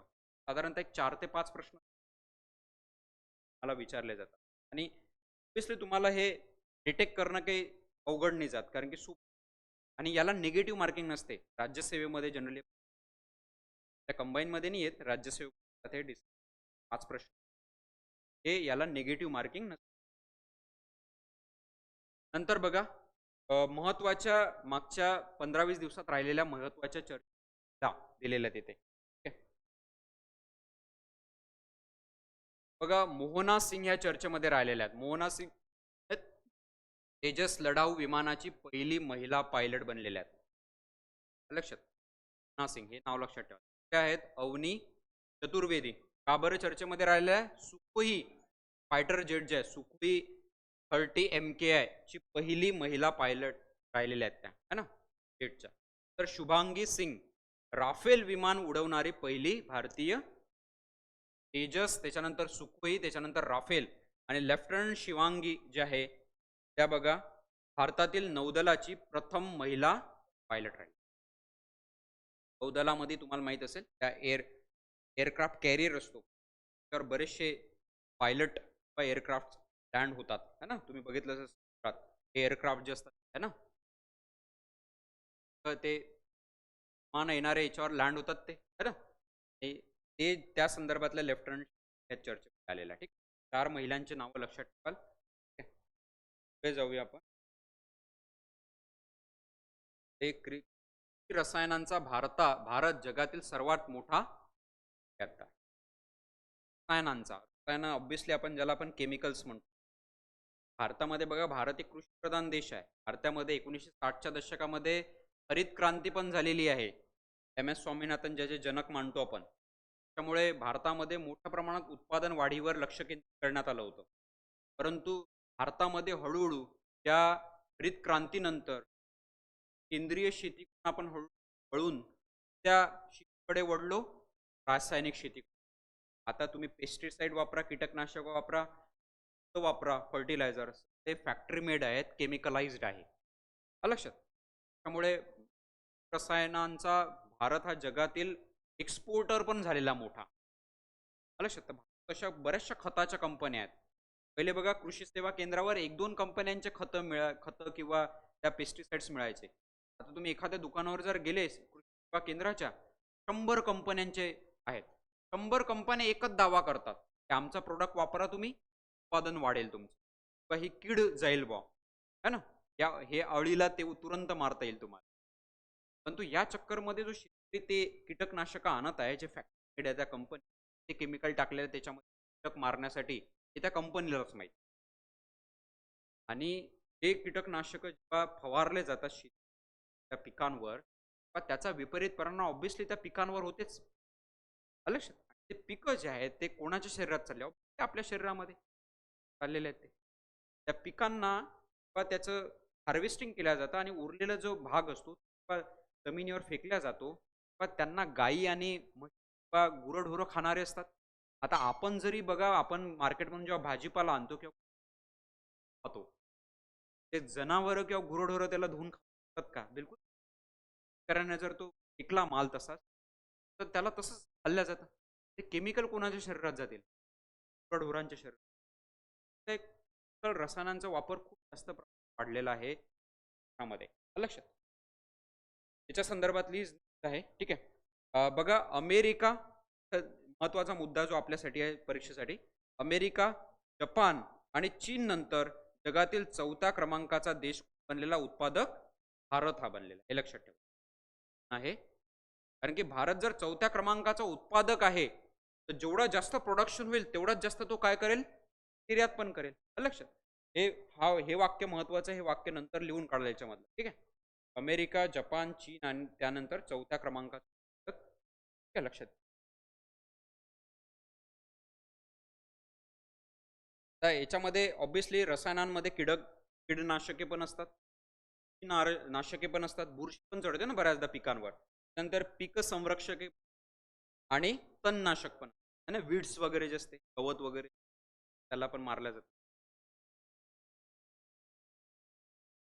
नंतरची न्यूज आहे, विकास भावे गौरव पदक 2000 कोणाला मिळालेला आहे? ज्येष्ठ अभिनेत्री सुहासिनी, हे त्यांचं टोपण नाव आहे. त्यांचं मूळ नाव कोणतं आहे? सुभाष जोशी यांना जाहीर झालेलं आहे. देणारी संस्था कोणती आहे? अखिल महाराष्ट्र नाट्य विद्या मंदिर समिती सांगली, यांच्या मार्फत हा पुरस्कार दिला तो विश्वदास भावे गौरव पदक. आणि याचं स्वरूप काय आहे? गौरव पदक एक असतं पदक, त्याच्यानंतर 25,000 रुपये रोख आणि याचं स्वरूप. आणि 2023 कोणाला मिळालेला आहे हा पुरस्कार? प्रशांत दामले. प्रशांत दामले तुम्हाला माहिती आहे, मोठे एक अभिनेते आहेत. 4 गोष्टी लक्षात ठेवा. पुरस्कार यावर्षी कोणाला भेटला? 2024चा. तर्फे दिला जातो, त्याचं स्वरूप काय आहे, आणि 2023चे या आधीच्या वर्षाचे दावेदार कोण? लक्षात. 4 गोष्टी. पुरस्कार वाचताना तुम्हाला ह्या 4च गोष्टी काढायच्या असतात, 4 गोष्टीवर. आणि याच्यात ऍड केलंच तर ऑब्व्हियसली एक ऍड होईल, ते म्हणजे क्षेत्र. कारण की पुरस्कार कोणत्या क्षेत्रासाठी दिला जातो हे बऱ्याचदा विचार. नंतरची न्यूज आहे, काही महत्वाची कलमांची यादी दिली मुद्दाम यासाठी की रिव्हिजन झाली पाहिजे. संविधानामधले जे महत्वाचे कलम आहे, राष्ट्रपतींचं महत्वाचं कलम किती आहे? 52. त्यानंतर उपराष्ट्रपती, राज्यपालांचं कलम कोणत्या महत्वाचं, पंतप्रधानांचं, मुख्यमंत्र्यांचं, विधान परिषद स्थापन करण्याचं मी तुम्हाला सांगितलं होतं आता 169 आहे, आणि विधानसभा स्थापन करण्यासाठी आलं लक्षात. नंतर संसद 79, त्यानंतर राज्यसभा 80, त्यानंतर लोकसभेचं, त्याच्यानंतर महालेखा परीक्षक कॅग ज्याला आपण म्हणतो, controller and auditor general, audit तयार करतात भारत सरकारचं 148. त्यानंतर महाधिवक्ता अटॉर्नी जनरल ऑफ इंडियाला म्हणतात, काय म्हणतात, अटॉर्नी जनरल ऑफ इंडिया. हे भारताचे वकील असतात सर्वोच्च. भारताची केस जर सरकारची जर केस सुप्रीम कोर्टामध्ये लढायची असेल, सरकार नरेंद्र मोदी स्वतः जातील का सुप्रीम कोर्टामध्ये, नाही, कोणाला पाठवतील, लक्षात. याच्या व्यतिरिक्त सॉलिसिटर जनरल पण असतात, महान्यायवादी वगैरे त्यांना आपण म्हणतो. महान्यायवादी 76 महान्यायवादी, हा सॉलिसिटर जनरल पण असतात या व्यतिरिक्त, त्यांना असिस्ट करतात, ठीक आहे. तर महान्यायवादी 76 आहे. त्याच्यानंतर कोण आहे, महाभियोग ही प्रक्रिया जी आहे, महाभियोग म्हणजे इम्पिचमेंट प्रोसेस, काय म्हणतो आपण त्याला, इम्पिचमेंट प्रोसेस ही राष्ट्रपतींना पदावरून काढण्यासाठीची प्रक्रिया असते, आणि ती प्रक्रिया कोणत्या कलमा अंतर्गत राबवली जाते, हा अधिवक्ता अटॉर्नी जनरल, महान्यायवादी, ॲडव्होकेट जनरल आपण म्हणतो. केंद्रीय लोकसेवा आयोगाचं कलम कोणतं आहे, पीएससीचं. निवडणूक आयोगाचं कलम कोणतं आहे, त्यानंतर सर्वोच्च न्यायालयाचं, त्याच्यानंतर उच्च न्यायालयाचं, त्यानंतर जिल्हा न्यायालयाचं, त्यानंतर राष्ट्रीय आणीबाणी कोणत्या कलमानुसार लागू केली जाते, आणि राष्ट्रपती राजवट किती. आता हे राष्ट्रपती राजवट सध्या खूप चर्चेमध्ये आलेले, का बरं सांगतो मी तुम्हाला. हा, मणिपूरमध्ये है ना, मणिपूरमध्ये राष्ट्रपती लागवड लागलेली, कारण की मणिपूर व्हायलन्समुळे खूप जास्त प्रेशर आलं होतं. ते त्या दरम्यानचे तत्कालीन मुख्यमंत्री कोण होते, बिरेन सिंग. बिरेन सिंग यांनी, आता हे बीजेपी बरोबरच अलायन्स होतं यांचं, त्यांनी आता रिसेंटली संबित पात्रा वगैरे ह्या मोठ्या नेत्यांबरोबर त्या राज्यपालांना जो आहे तो आपला राजीनामा हे केला, लक्षात, राजीनामा बहाल केला. सगळ्यात पहिली आणीबाणी कोणत्या राज्यामध्ये लागली होती, सगळ्यात पहिल्यांदा आणीबाणी कोणत्या राज्यात लागली होती आणि कधी लागली होती, 1900, हे लिहून ठेवा, 1951. पंजाब पहिलं राज्य आहे जिथं आणीबाणी म्हणजेच आर्टिकल 350 लागलं होतं, राष्ट्रपती राजवट. प्रश्न येऊ शकतो, राष्ट्रपती राजवट लागणारे भारतातील पहिले राज्य कोणते, पंजाब आहे, ठीक आहे.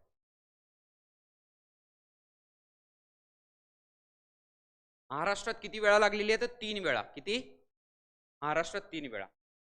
साधारणतः 2008च्या आसपास एकदा लागलेली आहे, नंतर 2014 आणि आता 2019 लागलेली आहे. वेळा महाराष्ट्रात लागलेली आहे, हे पण लिहून. महाराष्ट्रात किती वेळा आणीबाणी लागलेली आहे. त्याच्यानंतर कोणतं राज्य आहे ज्याच्यात आतापर्यंत एकदाही आणीबाणी लागलेली आहे, महाराष्ट्र भारतातलं कोणते राज्य आहे त्यामध्ये आतापर्यंत एकदाही आर्टिकल 365 लागलेलं नाही आहे, 356. ते आहे 2 राज्य आहेत, ते कधीच न आणीबाणी लागू झालेले राज्य. एक आहे छत्तीसगड आहे, आणि दुसरं आहे नव्याने निर्माण झालेलं 2024 राज्य कोणतं, आंध्र प्रदेश पासून वेगळं झालेलं, तेलंगणा. हे लिहून घ्या, 2 राज्य. ती न आणीबाणी कधी न राष्ट्रपती राजवट लागलेले राज्य आहेत, आणि तेलंगणा.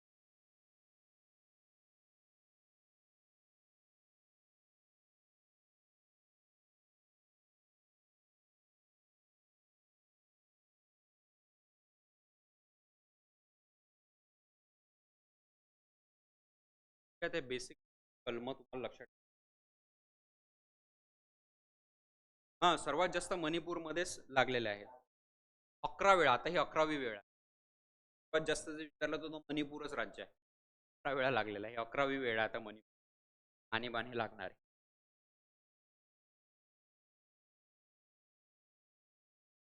आणीबाणी म्हणजे काय, की एखाद्या राज्यामधली अशी स्थिती किंवा तिथलं सरकार किंवा व्यवस्था जी असते, प्रशासन जे चालू शकत नाही. त्यावेळेस बऱ्याचदा केंद्र सरकार काय करतं, सरकार स्वतःकडे प्रयत्न करतो. आलं लक्षात. भारतामध्ये 3 प्रकारच्या आणीबाणी लागतात. किती? 3 प्रकार. एक आहे राष्ट्रीय आणीबाणी. काय म्हणतो आपण त्याला? राष्ट्रीय आणीबाणी. राष्ट्रीय आणीबाणी जे आहे ते आर्टिकल हे आपण लिहिलेलं आहे. किती आहे? 52 अंतर्गत. त्यामुळे राज्याचे संपूर्ण अधिकार कोणाकडे जातात? आणि राज्य सरकार जे असतं ते पूर्णपणे बरखास्त केल्या जातं. काय केलं जातं? बरखास्त. आणि इथे राज्यपाल आणि IAS ऑफिसर जे असतं, ते ब्युरोक्रेसी हे पूर्ण सरकार चालवते. पर्यंत तिथं नवीन सरकार स्थापन होणार किंवा तिथली आणीबाणी उठवल्या जात नाही तो. साधारणतः किती महिन्यासाठी लागू शकते? 6 महिन्यासाठी. आलं लक्षात. आणि एक्सटेंड त्याला करू शकतो तर सरकारला वाटलं तर 6-6 महिन्यांनी. आलं लक्षात. ती आणीबाणी कोणती आहे? तर राष्ट्रपती राजवट. आर्टिकल किती आहे? तेव्हा सरकार अक्षम झालेली आहे चालवण्यासाठी, अक्षम झालेली आहे किंवा तिथली विधानसभा डिझॉल्व्ह होत आहे, डिझॉल्व्ह केल्या जाऊ शकते, तर तेव्हा लागू करणारी ही जी आणीबाणी आहे त्याला आपण काय म्हणतो? राष्ट्रपती. आलं लक्षात. राष्ट्रपती. किंवा जर तिथे सरकार स्थापन होत नाहीये, बहुमत नाही आहे कोणाला, तर परत इलेक्शन घेईपर्यंत तर कोणती राजवट असेल? आलं लक्षात. सिंपल गोष्ट आहे. तर या दरम्यान पण सरकारचा मुआयंदा म्हणून इथे कोण महत्वाचा असतो? राज्यपाल. कोण असतो? हालाकी याला नाव दिलेलं राष्ट्रपती राजवट, परंतु राष्ट्रपतींच्या नावाने कोण तिथं सरकार चालवत असतं? आणि तिसरी आणीबाणी आहे आर्टिकल 3 अंतर्गत. किती? त्याला आपण आर्थिक आणीबाणी म्हणतो. काय म्हणतो?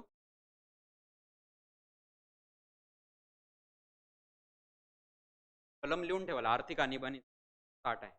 आणि भारतामध्ये आतापर्यंत एकदाही आर्थिक आणीबाणी लागलेली, हे पण वाक्य लिहून ठेवा. भारतात आजपर्यंत एकदाही आर्थिक आणीबाणी लागलेली नाही. आर्थिक आणीबाणी म्हणजे जेव्हा सरकारची किंवा देशाची आर्थिक स्थिती खालावली, सरकारकडे आता एक तर फॉरेक्स रिझर्व्ह पण नाही आहे, सरकारचा पैसा खर्च झालेला आहे, सरकारची आता सिंपल भाषेत सांगायचं तर भीक मागायची परिस्थिती आलेली आहे. त्यावेळेस देशामध्ये सर्व गोष्टींचा जेव्हा रिसोर्स पुरवठा होतो, साधनांचा, पैसे, इन्फ्लेशन वाढ खूप वाढून जाते, लोकांच्या पैशात पैसे नसतात, निर्माण होते, सरकारवर एक आर्थिक संकट. सरकार तात्पुरत्या काही त्या आर्थिक स्थिती बाहेर निघण्यापुरता देशामध्ये कुठे आणीबाणी लावते मग? भारतावर अशी 2008च्या आसपास स्थिती आली होती ऑब्व्हियसली, तेव्हा ग्रेट डिप्रेशन आलं होतं जगामध्ये. ग्रेट डिप्रेशन म्हणजे ऑलमोस्ट जगातले अर्धे देश जे आहेत ते आर्थिकरित्या डगमगले होते. अमेरिका सारखे मोठे युरोपियन देश 2008च्या ग्रेट डिप्रेशन अडकलेले होते. तेव्हा भारतावर खूप भयानक स्थिती आली होती. तेव्हा इकडंच भारताला सोडून गेले होते तेव्हाची स्थिती. आणि तेव्हा भारताचा GDP फक्त किती होता? 1-2% फक्त. भारत एकदम गरिबीमध्ये होता. आलं लक्षात. अशा स्थितीमध्ये जेव्हा भारत एकदम आर्थिकरित्या अक्षम होता, आर्थिकरित्या सक्षम, तेव्हा भारताने हा विचार केला होता, तेव्हाच्या ज्या पॉलिसीज होत्या आपल्या, जे होते बऱ्यापैकी प्रभावीपणे राबवल्या गेले. त्या दरम्यानच्या किंवा फायनान्स मिनिस्टर यांनी आर्थिक स्थिती, संकटच्या स्थितीत त्यांनी आपल्याला बाहेर काढलं. आर्थिक आणीबाणी लागू झाली. राष्ट्रीय, नंतर राष्ट्रपती राजवट आणि आर्थिक आणीबाणी प्रकारच्या आणीबाण्या भारतात लागू. राष्ट्रपती राजवट जी आहे ती भरपूरदा लागलेली आहे. राष्ट्रीय आणीबाणी फक्त एकदा लागलेली आहे 1975 मध्ये. कधी? 1900 भारतामध्ये इंदिरा गांधीचं सरकार होतं. इंदिरा गांधीने राष्ट्रीय आणीबाणी लक्ष. आणि म्हणून मला वाटते 25 आहे बस संविधान हत्या दिवस म्हणून बीजेपी सरकारने सुरू केला मागच्या, है ना, संविधान हत्या. त्या दिवशी राष्ट्रीय आणीबाणी लागू केली. लक्षात. ठीक आहे. आलं लक्षात ओव्हरऑल. तुमचा पॉलिटीमध्ये जेव्हा टॉपिक होईल तेव्हा आणखी डिटेलमध्ये सर सांगतीलच. हे 3 आर्टिकल लक्षात ठेवाल. 52 आणि 360. पुढे जाऊया आपण. हैतीतील मोहीम संकटात आलेली आहे. आता डोनाल्ड ट्रम्पने आणखी एक महत्त्वाचा निर्णय घेतलेला आहे. आलं लक्षात तात्यांनी. तर तो कोणता घेतलेला आहे, तर तो आपल्याला नेक्स्ट वीक दिसत आहे. कशातून माघार घेतलेली आहे? NHRC. NHRC म्हणजे काय? United Nations human rights commission. याला काय म्हणतो आपण? राईट्स.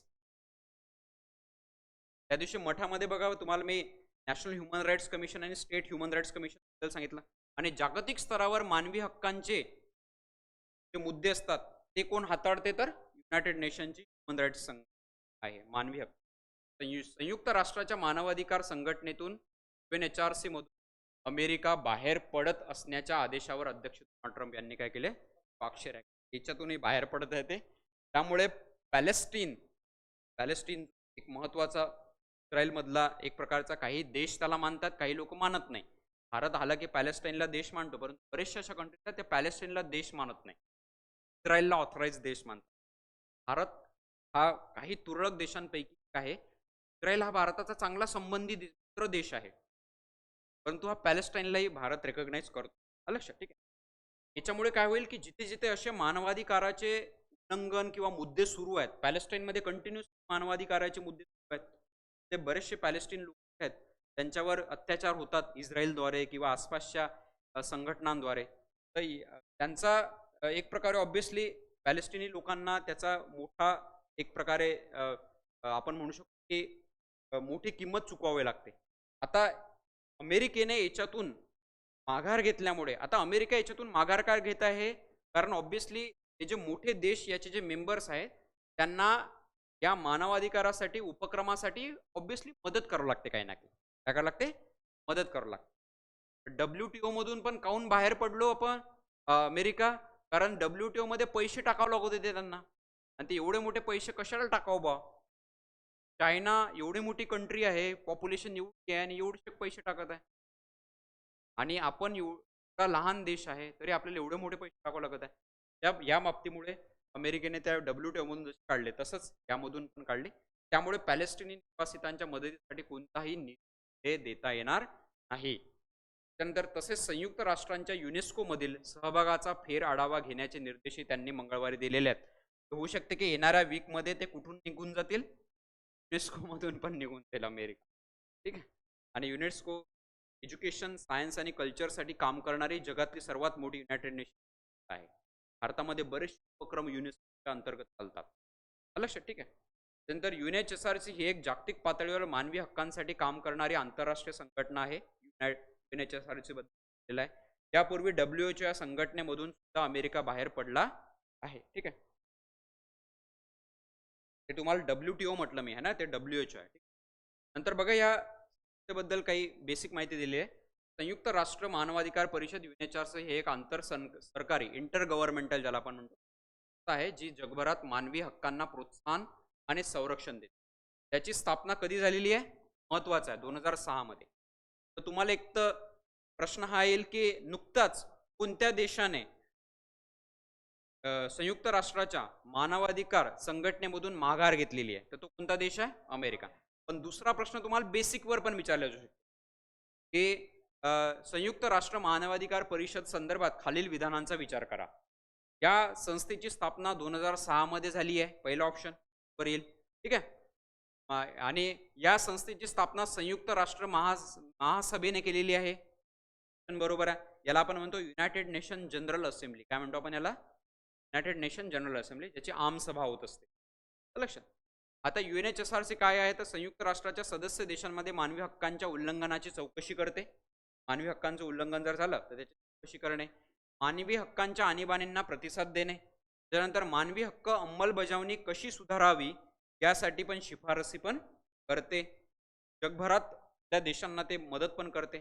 अभिव्यक्ती स्वातंत्र्य, बोलण्याचे स्वातंत्र्य ज्याला आपण म्हणतो, त्यानंतर धर्म स्वातंत्र्य, त्यानंतर महिलांचे हक्क आणि LGBTI ज्याला आपण म्हटलेलं आहे, या हक्क यांसारख्या मानवी हक्कांच्या मुद्द्यांना संबोधित पण करते. याच्यासाठी पण हे UNHRC जगभरात काम करते. पुढे दिलेलं आहे त्याच्याच बद्दल की याची रचना कशी झाली. तर UNHRC मध्ये 3 वर्षांच्या कालावधीसाठी निवडून आलेले किती सदस्य आहेत हे पण विचारला जाऊ शकतो.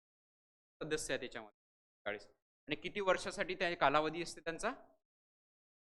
स्वित्झर्लंडमधील जिनिव्हा येथे संयुक्त राष्ट्राचे मुख्यालय आहे. मुख्यालय कुठे आहे? बैठक कुठे आहे त्याची? UNHRC ला मानवाधिकार उच्चायुक्त कार्यालय, office of high commissioner for human rights कडून पाठिंबा मिळतो.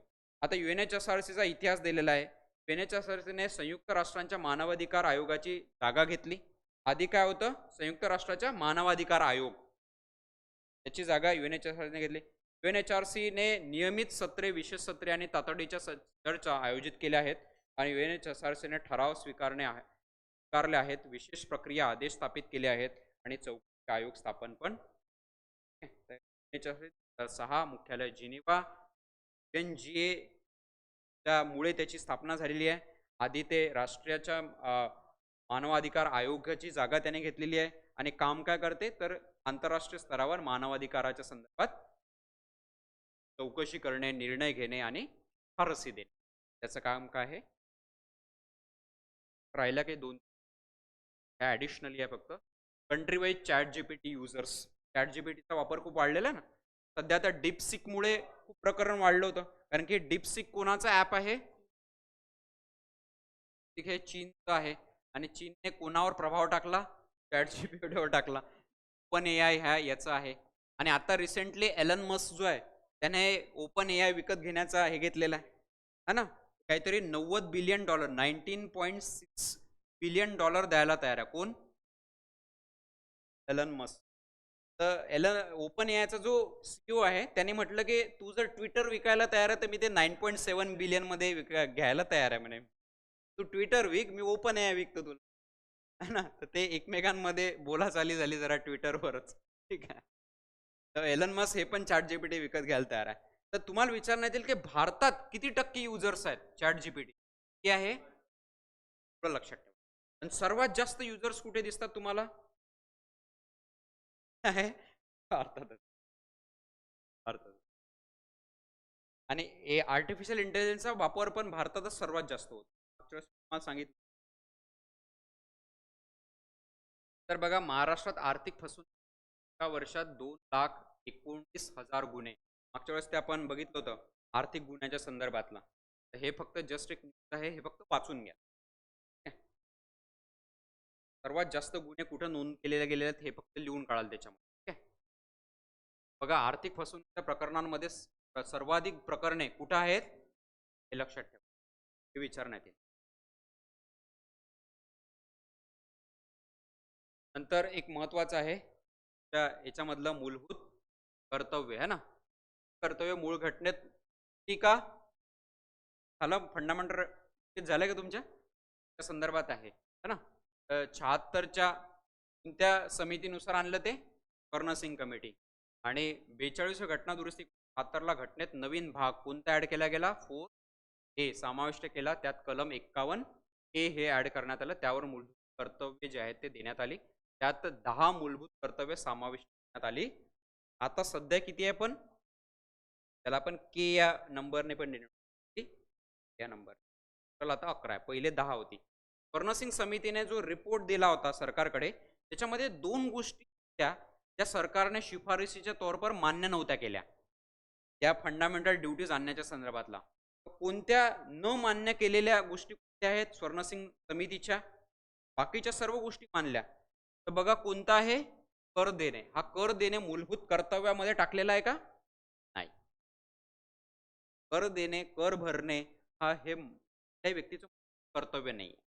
कारण की भारतात कर हा प्रत्येकाला लागू होते का? प्रत्येकाला डायरेक्ट कर लागू होत नाही है ना, कारण की त्याची आपण सीमा दर्शवलेली आहे. तर 12 लाखापर्यंत नील आता ठेवलेला आहे. त्याच्या खाली जर इन्कम असेल तर करणार आहे का? डायरेक्ट जो टॅक्स असतो अप्रत्यक्ष कर हा प्रत्येकाला भरावा लागतो, ते आपण भरतो लक्षात. परंतु प्रत्येक करदाता होऊ शकतो. कर देण्याची फारच होती सिंग समिती सरकारने मान्य आणि म्हणून त्याला फंडामेंटल ड्युटी करण्यात आलेलं नाही आहे त्या 11 मध्ये. दुसरं कोणतं न मान्य केलेलं आहे ते म्हणजे काय? कर्तव्य पालन न केल्यास दंड. कर्तव्य काही पालन नाही केलं, मला उदाहरण दिलं होतं की दिलेलं आहे की इथं नाही तर तरी लोक जर थुंकले त्याला तेव्हा दंड. स्ट्रिक्ट भारतात आहे का कुठं? नाही आहे. नाहीतर भारतात सगळे लोक सुरक्षित राहिले असते, और काही अत्याचार झाला नसता. भारतात ही एक कर्तव्य नाही आहे. आलं लक्षात? हे लक्षात ठेवाल. आता महत्वाचा मुद्दा त्याच्यात दिलेला आहे काही. कर्तव्यांचं अंमलबजावणी कधी झाली भारतामध्ये? हे डेट महत्वाचे आपल्यासाठी आयोगासाठी. 3 जानेवारी 1977 ला. त्यानंतर मूलभूत कर्तव्य कोणत्या देशाकडून घेतली आपण? 86वी घटना दुरुस्ती 2002 ला येते. पहिली जी 42वी घटना दुरुस्ती त्यानुसार 10 टाकले होते आणि 96वी घटना दुरुस्ती 2002 ला टाकलं मूलभूत कर्तव्य 11वं. त्याला आपण के या ABCD के म्हणतो. समाविष्ट करायला कोणकोणत्या देशात मूलभूत कर्तव्य आहेत? ते देश आहेत. जपान आहे. जपानमध्ये पण फंडामेंटल ड्युटीज आहेत संविधानामध्ये तिथल्या. नंतर व्हिएतनाममध्ये आहे, नेदरलँडमध्ये आहे, रशियामध्ये आणि भारतामध्ये. मूलभूत कर्तव्य नसणारे देश कोणते आहेत हे पण माहित पाहिजे. कोणत्या देशामध्ये मूलभूत कर्तव्याची संकल्पना नाही आहे? अमेरिका नाही आहे, कारण की अमेरिकाचं 8 आर्टिकल एवढंच फक्त कॉन्स्टिट्यूशन. कॅनडामध्ये नाही आहे, फ्रान्समध्ये नाही आहे, जर्मनीमध्ये नाही आहे आणि ऑस्ट्रेलियामध्ये पण. आणि मूलभूत कर्तव्य बघा न्याय प्रविष्ट आहेत का? नाहीये. न्याय प्रविष्ट म्हणजे काय? एन्फोर्सेबल बाय द कोर्ट आहे का? जर त्याचं पालन नाही झालं किंवा त्याचं उल्लंघन झालं तर कोर्टामध्ये धाव घेऊ शकते का कोणी? नाही घेऊ शकत. कारण की जर मूलभूत तुमचे उल्लंघन झालं तुम्ही कोर्टात जाऊ शकता. लक्षात. हे केवळ भारतीय नागरिकांनाच लागू आहेत हे पण लक्षात ठेवाल. कर्तव्य फक्त कोणाला लागू आहे? सरांनी तुम्हाला फंडामेंटल राईट्स पण सांगितले असेल कोणते भारतीयांना लागू आहे आणि कोणते, म्हणजे कोणते भारतीयांना आणि विदेशी दोघांनाही लागू आहे. ते वाटलंच तर मी पुढच्या वेळेस सांगेल तुम्हाला. आणि हेतू काय फंडामेंटल ड्युटीजचा? घटना बाह्य व विध्वंसक कृत्यांना नियंत्रणात ठेवणे भारतीय घटनेचा सर्वात महत्वाचा भाग, सर्वात दुर्लक्षित भाग आहे हा फंडामेंटल ड्युटीज. सर्वात महत्वाचा भाग आहे, कारण की फंडामेंटल राईट्स आपण 12 ते 35 लोकांना दिलेले आहे. हे तर लोकांना पाहिजेच. लोकांना जर म्हटलं की भाऊ तुम्हाला फुकट जेवण आहे तर आज हजारो नाही येतील, पण लोकांना जर म्हटलं की जेवणानंतर प्रत्येकाला इथं झाडू मारायचा आहे, ते ड्युटी बजवायची आहे, पण याला कशाला तिथं त्या थोडंसं खायला चाललं जायचं झाडू मारला की नंतर. त्याच्यामुळे लोक ड्युटीचा जेव्हा प्रश्न येते तेव्हा लोक अलर्ट होऊन जातात ना. खूप हक्क तर पाहिजे लोकांना, पण ड्युटी जर बजवायची जबाबदारी आहे तर तेव्हा लोक मागे पुढे करतात. आणि म्हणून सर्वात दुर्लक्षित भाग पण आहे तो फंडामेंटल. आणि मूलभूत हक्कांना पूरक पण आहेत. पूरक म्हणजे काय की एकीकडे तुम्हाला हक्क दिलेले आहेत, दुसरीकडे तुमच्या काही जबाबदाऱ्या पण दिलेल्या, कर्तव्य पण दिलेले. हे पॉलिटीच्या संदर्भात याच्यावर बऱ्याचदा विचारलं जातात. नंतर एक महत्वाचं न्यूज फक्त लक्षात ठेवाल. बोराडे यांना कोणता पुरस्कार मिळालेला आहे? करंदीकर ज्येष्ठ साहित्यिक आहे, त्यांच्या नावाने हा पुरस्कार दिला जातो. यावर्षीचा 2024 कोणाला मिळाला? बोराडे. त्यांच्या संदर्भातला हे आहे. वर्ष 2024 विंदा करंदीकर जीवन गौरव पुरस्कार ज्येष्ठ साहित्यिक रावसाहेब रंगराव बोराडे यांना सन्मानित करण्यात आलेला आहे. हा पुरस्कार महाराष्ट्र शासनाच्या कोणत्या विभागाकडून दिला जातो? मराठी भाषा. लक्षात ठेवा, हा द्वारे दिला जातो. विभागाकडून दरवर्षी दिला जातो. विंदा करंदीकर जीवन पुरस्काराबद्दल माहिती दिलेली आहे की हा पुरस्कार मराठी साहित्यात उल्लेखनीय कामगिरी करणाऱ्या ज्येष्ठ साहित्यिकांना दिला जातो. कशासाठी दिला जातो हे पण लक्षात ठेवा. त्यानंतर हा पुरस्कार मराठी कवी गोविंद विनायक करंदीकर यांच्या सन्मानार्थ दिला जातो, ज्यांना आपण विदा करंदीकर म्हणतो. काय म्हणतो? त्यांचं ऍक्च्युअली नाव काय आहे? गोविंद विनायक करंदीकर. या पुरस्काराचे स्वरूप काय आहे? 10 लाख रुपये, मानचिन्ह आणि मानपत्र, प्रमाणपत्र. महाराष्ट्र राज्य साहित्य आणि संस्कृती मंडळाच्या वतीने हा पुरस्कार दिला जातो. कोणाद्वारे? तर मराठी भाषा आहेच, परंतु भाग आहेच, परंतु राज्य साहित्य आणि संस्कृती मंडळाच्या वतीने दिला जातो. सध्या महाराष्ट्र राज्य मराठी भाषा मंत्री कोण आहेत हे पण लक्षात ठेवा. त्या अँगलने जर आयोगाने प्रश्न विचारला याच्यावर कॉल झाला. लक्षात, कोणाद्वारे कोणाला दिला गेलेला आहे, कशासाठी दिला जातो. नंतर बघा, भारतात चंद्रयान 1, 2, 3 लॉन्च झाले होते. तर आता एक्सपेक्टेड आहे चंद्रयान 4 लॉन्च होईल, है ना. तर ते कधी आहे एक्सपेक्टेड? अशी घोषणा कोणी केली? हे कोण आहेत? हे आहेत जितेंद्र सिंग. कोण आहे? जितेंद्र सिंग. ते अर्थ सायन्स मिनिस्टर आहे आपल्या भारताचे. ऑफ अर्थ सायन्स ज्याला आपण म्हणतो, विज्ञान मंत्री म्हणतो आपण. ठीक आहे? याची घोषणा त्यांनी केली. केंद्रीय विज्ञान व तंत्रज्ञान मंत्री जितेंद्र सिंग, ठीक आहे, यांनी घोषणा केली की 2027 चंद्रयान 4 आपण लॉन्च करू. आता बघा इथं पहिले 3 दिलेले आहेत मी इथं. चंद्रयान 1 कधी लॉन्च झालं होतं? 2008. This mission was an orbiter and impactor. This mission ended with radio contact was lost with the spacecraft. Spacecraft जो होता आणि त्याचा रेडिओ कॉन्टॅक्ट जो होता त्यामुळे 2009 मध्येच मिशन काय झालं होतं? बंद पडलं होतं. नंतर मग आपण 2021 मध्ये पाठवलं काय? चंद्रयान 2. चंद्रयान 2 हे याच्यामध्ये ऑर्बिटर पण होतं, लँडर पण होतं आणि रोवर पण होतं. ही गोष्टी आपण पाठवल्या होत्या. आणि हे लँडर आणि रोवर कशावर क्रॅश झालं? म्हणजे टच होता होताच ते क्रॅश होऊन गेलं. हे चंद्रयान 2 आपलं फेल झालं होतं. मग याचाच हे म्हणून आपण चंद्रयान 3 लॉन्च केलं. कधी लॉन्च केलं? 2023. दिस मिशन इन्क्लुडेड अ लँडर. याच्यामध्ये परत लँडर टाकला, रोवर टाकला आणि याने सक्सेसफुल लँड केलं. कशावर? मूनच्या साऊथ पोल. लक्षात. आणि इंडिया जो आहे तो कितवा देश बनला? सक्सेसफुल सॉफ्ट लँडिंगमुळे 4था देश बनला. आणि याआधी रशिया, अमेरिका आणि चीन याने हे कामगिरी केलेली. हालाकी चीनने म्हटलं होतं नंतर भारत जो आहे तो खोटा दावा करत आहे. लक्षात की एक्झॅक्ट साऊथ पोलवर जे आहे ते लँडिंग नाही केलेले असं त्यांचं म्हणणं होतं. साऊथ पोल जो आहे चंद्राचा, साऊथ पोलवर न करता त्याच्यात थोडंसं दूर केलेलं लँडिंग असं म्हणणं होतं. लक्षात. हे लक्षात ठेवाल. पहिले 3 मिशन पण कधी लॉन्च केल्या गेले आणि त्याचा उद्देश काय होता, तर ते मी परत इथं मराठीत दिलेलं आहे. ठीक आहे, तर वाचून घ्याल. ठीक आहे. चंद्रयान 1, 2, नंतर चंद्रयान 3 आणि चंद्रयान 4. आता हे फक्त महत्वाचं आहे की चंद्रयान 4 कशासाठी असेल, कशासाठी पाठवत आपण 2027.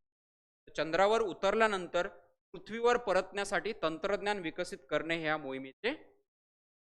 हो, तू जात आहे परंतु वापस आला की टेक्नॉलॉजी काय वापरली पाहिजे, आम्ही येणाऱ्या काळामध्ये टेक्नॉलॉजिकल अपग्रेडेशन काय केलं पाहिजे यासाठी मदत करेल.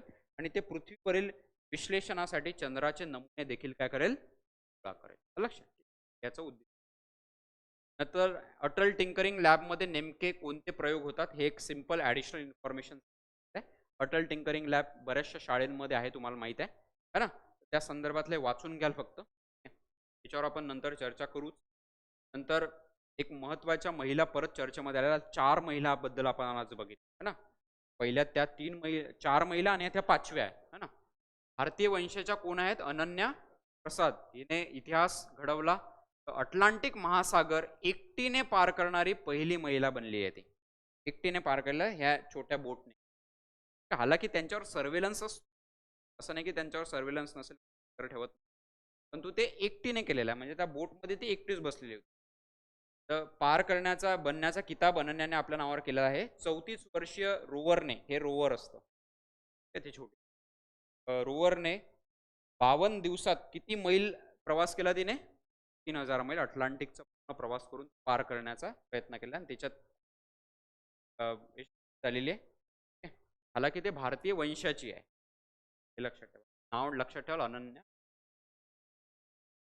नंतरची चालू घडामोडीचे काही प्रश्न दिलेले आहेत, हे रिव्हिजनसाठी दिलेले आहे, हे तुम्ही वाचून घ्या.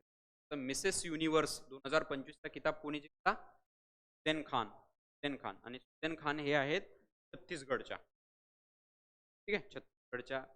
मिसेस युनिव्हर्स आहे, मिस युनिव्हर्स नाही बरं, मिसेस युनिव्हर्स. त्याच्यामध्ये लग्न झालेल्या महिला पार्टिसिपेट. असे काही प्रश्न दिलेले आहेत हे. नंतर सिंगापूर ठरले पासपोर्टच्या यादीमध्ये अव्वल आणि भारताचे रँकिंग काय झालं? घसरलेला. पासपोर्ट रँकिंग म्हणजे काय? तुमचा पासपोर्ट किती स्ट्रॉंग आहे. स्ट्रॉंग म्हणजे तुम्ही किती देशामध्ये फ्रीली ट्रॅव्हल करू शकता. पासपोर्ट जेवढा स्ट्रॉंग तेवढं तुम्ही तेवढ्या जास्तीत जास्त देशांमध्ये फ्री विजाने ट्रॅव्हल करू शकता. म्हणजे तुम्हाला विजा काढायची गरज. सिंगापूर अव्वल ठरलेले. याच्या आधी जपानचा पासपोर्ट सगळ्यात स्ट्रॉंग होता. बघा, सिंगापूरचा पासपोर्ट जगातील सर्वात मजबूत आहे.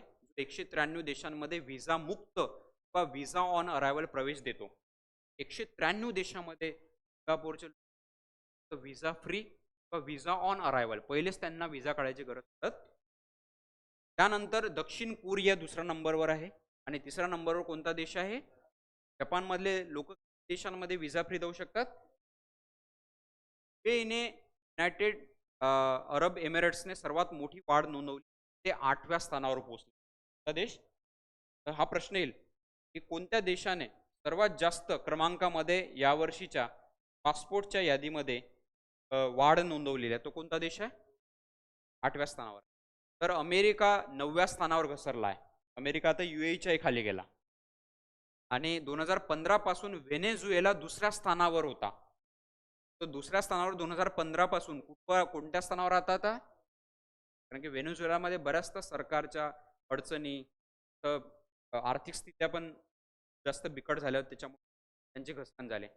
भारत आता 2024च्या आकड्यानुसार, आता ही 2024ची रँकिंग आहे ॲक्च्युलीमध्ये, 2024च्या रँकिंगमध्ये 80व्या स्थानावर आहे. तर किती देशांमध्ये भारतीय लोक व्हिसा फ्री जाऊ शकतात? 56 देशामध्ये. आणि आता जी हॅनले पासपोर्ट इंडेक्स जो 2025चा लागू पासपोर्ट जो आहे, तो इंडेक्स जो आहे तो जो पब्लिश केला गेला, त्यानुसार भारताची रँकिंग किती आहे? 85. आणि किती कंट्रीजमध्ये भारतीय लोक जाऊ शकतात व्हिसा फ्री? 57. हे पण लक्षात ठेवा. आणि पाकिस्तान कितव्या क्रमांकावर आहे? पाकिस्तानमध्ये जास्त डिफरन्स नाही आहे, 10-12चा डिफरन्स. नंतर साहित्य पुरस्कार सोहळा जो आहे तो फक्त एक लक्षात ठेवाल, गेटवे ऑफ इंडिया समोर होणार आहे 27 फेब्रुवारीला साहित्य पुरस्कार. ते झाला, एवढं फक्त ठिकाण लक्षात ठेवा. जेव्हा होईल तेव्हा आपण त्याच्याबद्दल डिस्कस. त्यानंतर महानगर प्रदेशात आंतरराष्ट्रीय दर्जाची 7 व्यापार केंद्र जे आहे ते स्थापन होणार आहे. महानगर प्रदेशात, महानगर प्रदेशामध्ये कोणते प्रदेश आहे? सुरत, विशाखापट्टणम, वाराणसी आणि मुंबई. त्यामध्ये व्यापारी केंद्र स्थापन होणार आहे. व्यापारी केंद्र म्हणजे व्यापाराला चालना देण्यासाठी, ट्रेड सेंटर ज्याला आपण म्हणतो. नंतर राज्यात 4 ठिकाणी कोणते हब तयार होणार आहे? Agro logistic. ते कुठे होणार आहे? एवढे ठिकाण फक्त लक्षात ठेवा. पुणे, नागपूर, छत्रपती संभाजीनगर आणि बंडी. हे 4 ठिकाणी ॲग्रो लॉजिस्टिक. ॲग्रो लॉजिस्टिक म्हणजे ॲग्रिकल्चर जे काही प्रोडक्ट्स असतात त्याची ने-आण, आयात निर्यात करण्यासाठी जो हब असतो त्याला आपण लॉजिस्टिक असं म्हणतो. नंतर चीनी वर्चस्वाला शह, हे एक ॲडिशनल न्यूज दिलेली आहे. भारत अमेरिकेतून काय आयात करतो त्याची ही यादी दिलेली आहे. ठीक आहे. आणि भारताचे टॉप भागीदार कोण आहेत हे माहीत असलं पाहिजे तुम्हाला. सगळ्यात मोठा भागीदार कोण आहे भारताचा? 3 क्रमांकावर कोण आहे? 3 क्रमांकावर, 4थ्या क्रमांकावर. पहिले 4 ते 5 देश माहीत पाहिजे तुम्हाला. 5व्यावर सौदी अरेबिया. अमेरिकेचे टॉप भागीदार कोण आहे? अमेरिका सर्वात जास्त व्यापार कोणत्या देशाबरोबर करते? कॅनडा. नंतर नंतर भारताचे कोण आहेत?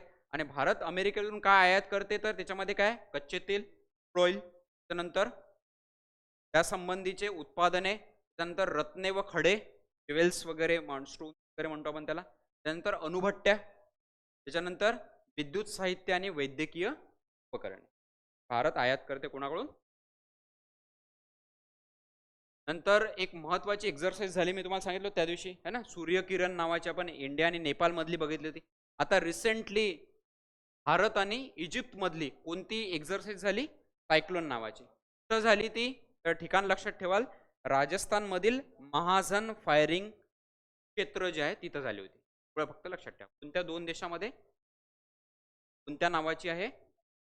वर्षभरातले जे एक्झरसाइज आहे तुम्हाला लक्षात ठेवायचे असतात, सराव झाला आपण म्हणतो. नेक्स्ट, भारतात स्टार्टअप्सची संख्या वाढणार. आता हे ॲडिशनल दिलेले आहे, हे वाचून घ्यालाच. ठीक आहे. त्याच्याबद्दल मी नंतर डिस्कस करेल. येणाऱ्या काळामध्ये भारतात कोणता वित्त आयोग स्थापन होणार आहे? 6वा वित्त आयोग. याच्या आधी 5 वित्त आयोग झालेले आहेत. त्या संदर्भातली चर्चा आपण पुढच्या लेक्चरमध्ये करणार आहोत, कारण की तेव्हा आपण 5 वित्त आयोग, त्याचे अध्यक्ष कोण होते आणि त्यांच्या महत्त्वाच्या शिफारसी काय होत्या हे डिस्कस करणार आहोत. हा मुद्दा मी यासाठी ठेवला की तुम्हाला येणाऱ्या वीकपर्यंत याच्यावर थोडीशी माहिती गोळा करायची आहे. आणि 6वा वित्त आयोग आणखी गठन झालेला नाही आहे. त्या संदर्भात राज्य सरकार विचार करत आहे. त्याबद्दल पण आपण त्या लेक्चरमध्ये चर्चा करणार. ठीक आहे. ओके. हे झालं या मागच्या 15 ते 20 करंट अफेअर्स. फाईल मला आजच तुमच्या ग्रुपवर आणि ॲपवर काय होईल? पब्लिश होऊन जाईल. आज घरी गेल्या गेल्या जे मुद्दे आपण डिस्कस केले त्याच्यावरून शॉर्ट नोट्स आजच्या आजच काय करा, काढून टाका. ठीक आहे. जे काही अडचणी आल्या त्या मला विचारू शकता. ते येतोच विचारलं तरी चालते की सर हे न्यूज आम्हाला नव्हती. ठीक आहे. त्यातल्या नोट्स काढा आणि क्लिअर करा तेव्हाच्या तेव्हा. ठीक आहे. आता साधारणतः मला वाटते 4 वीकचा आपण ऑलमोस्ट केलेला आहे. त्यावेळेस एक्सपेक्ट आहे की तुमची टेस्ट होऊ शकते करंट अफेअर्सवर. या मागच्या ज्या 4 फाईली आहेत आणि त्याच्या आधीचं जे काही आपण डिस्कस केलेलं आहे, ज्या फाईल तुम्हाला आतापर्यंत पब्लिश केलेल्या आहेत, त्या फाईली वाचत राहा. त्यावर तुमची टेस्ट. ठीक आहे. त्यामुळे आहे पुढच्या रविवारी तुमची टेस्ट असू शकते. शनिवारी किंवा रविवारी. रविवारी नसले तर शनिवारी असेल तुमची. ठीक आहे. ते टेस्ट होईल कशावर? फरवरीचं तर आपण पूर्ण ऑलमोस्ट कव्हर केला आता. आणि जानेवारीचं पण मी तुम्हाला साधारणतः 5 जानेवारीपासून दिलेलं आहे ना ॲपवर. बरोबर वाटते? ते जानेवारी आणि फरवरी ही महिन्याचं व्यवस्थित करंट अफेअर्स. आताही जर तुमच्याकडे फाईल नसली तर इन्फॉर्म कराल इथे ऑफिसला. मी सगळ्या फाईल तुमच्या परत एकदा फॉरवर्ड करून देईन. पण हप्त्याभरात त्या फाईल त्याच्यामध्ये ह्या ज्या बारीक-सारीक गोष्टी आपण काढल्या आणि प्रश्न कसा तयार होते हे पण मी तुम्हाला सांगितलं. आयडिया तर तुमच्या आली. प्रश्न कसा विचारला जाऊ शकतो. कुणावर विधानाच्या संदर्भातला प्रश्न विधानं देऊ शकतात किंवा फॅक्च्युअल क्वेश्चन येऊ शकतात. अशा पद्धतीने तुम्हाला तयारी करायची आहे. त्या वीकला होऊ शकते. चांगल्यातला चांगला स्कोअर करण्याचा प्रयत्न. ठीक आहे. ओके. आपण नेक्स्ट वीकला करंट अफेअर्स. ठीक आहे. बस थँक यू.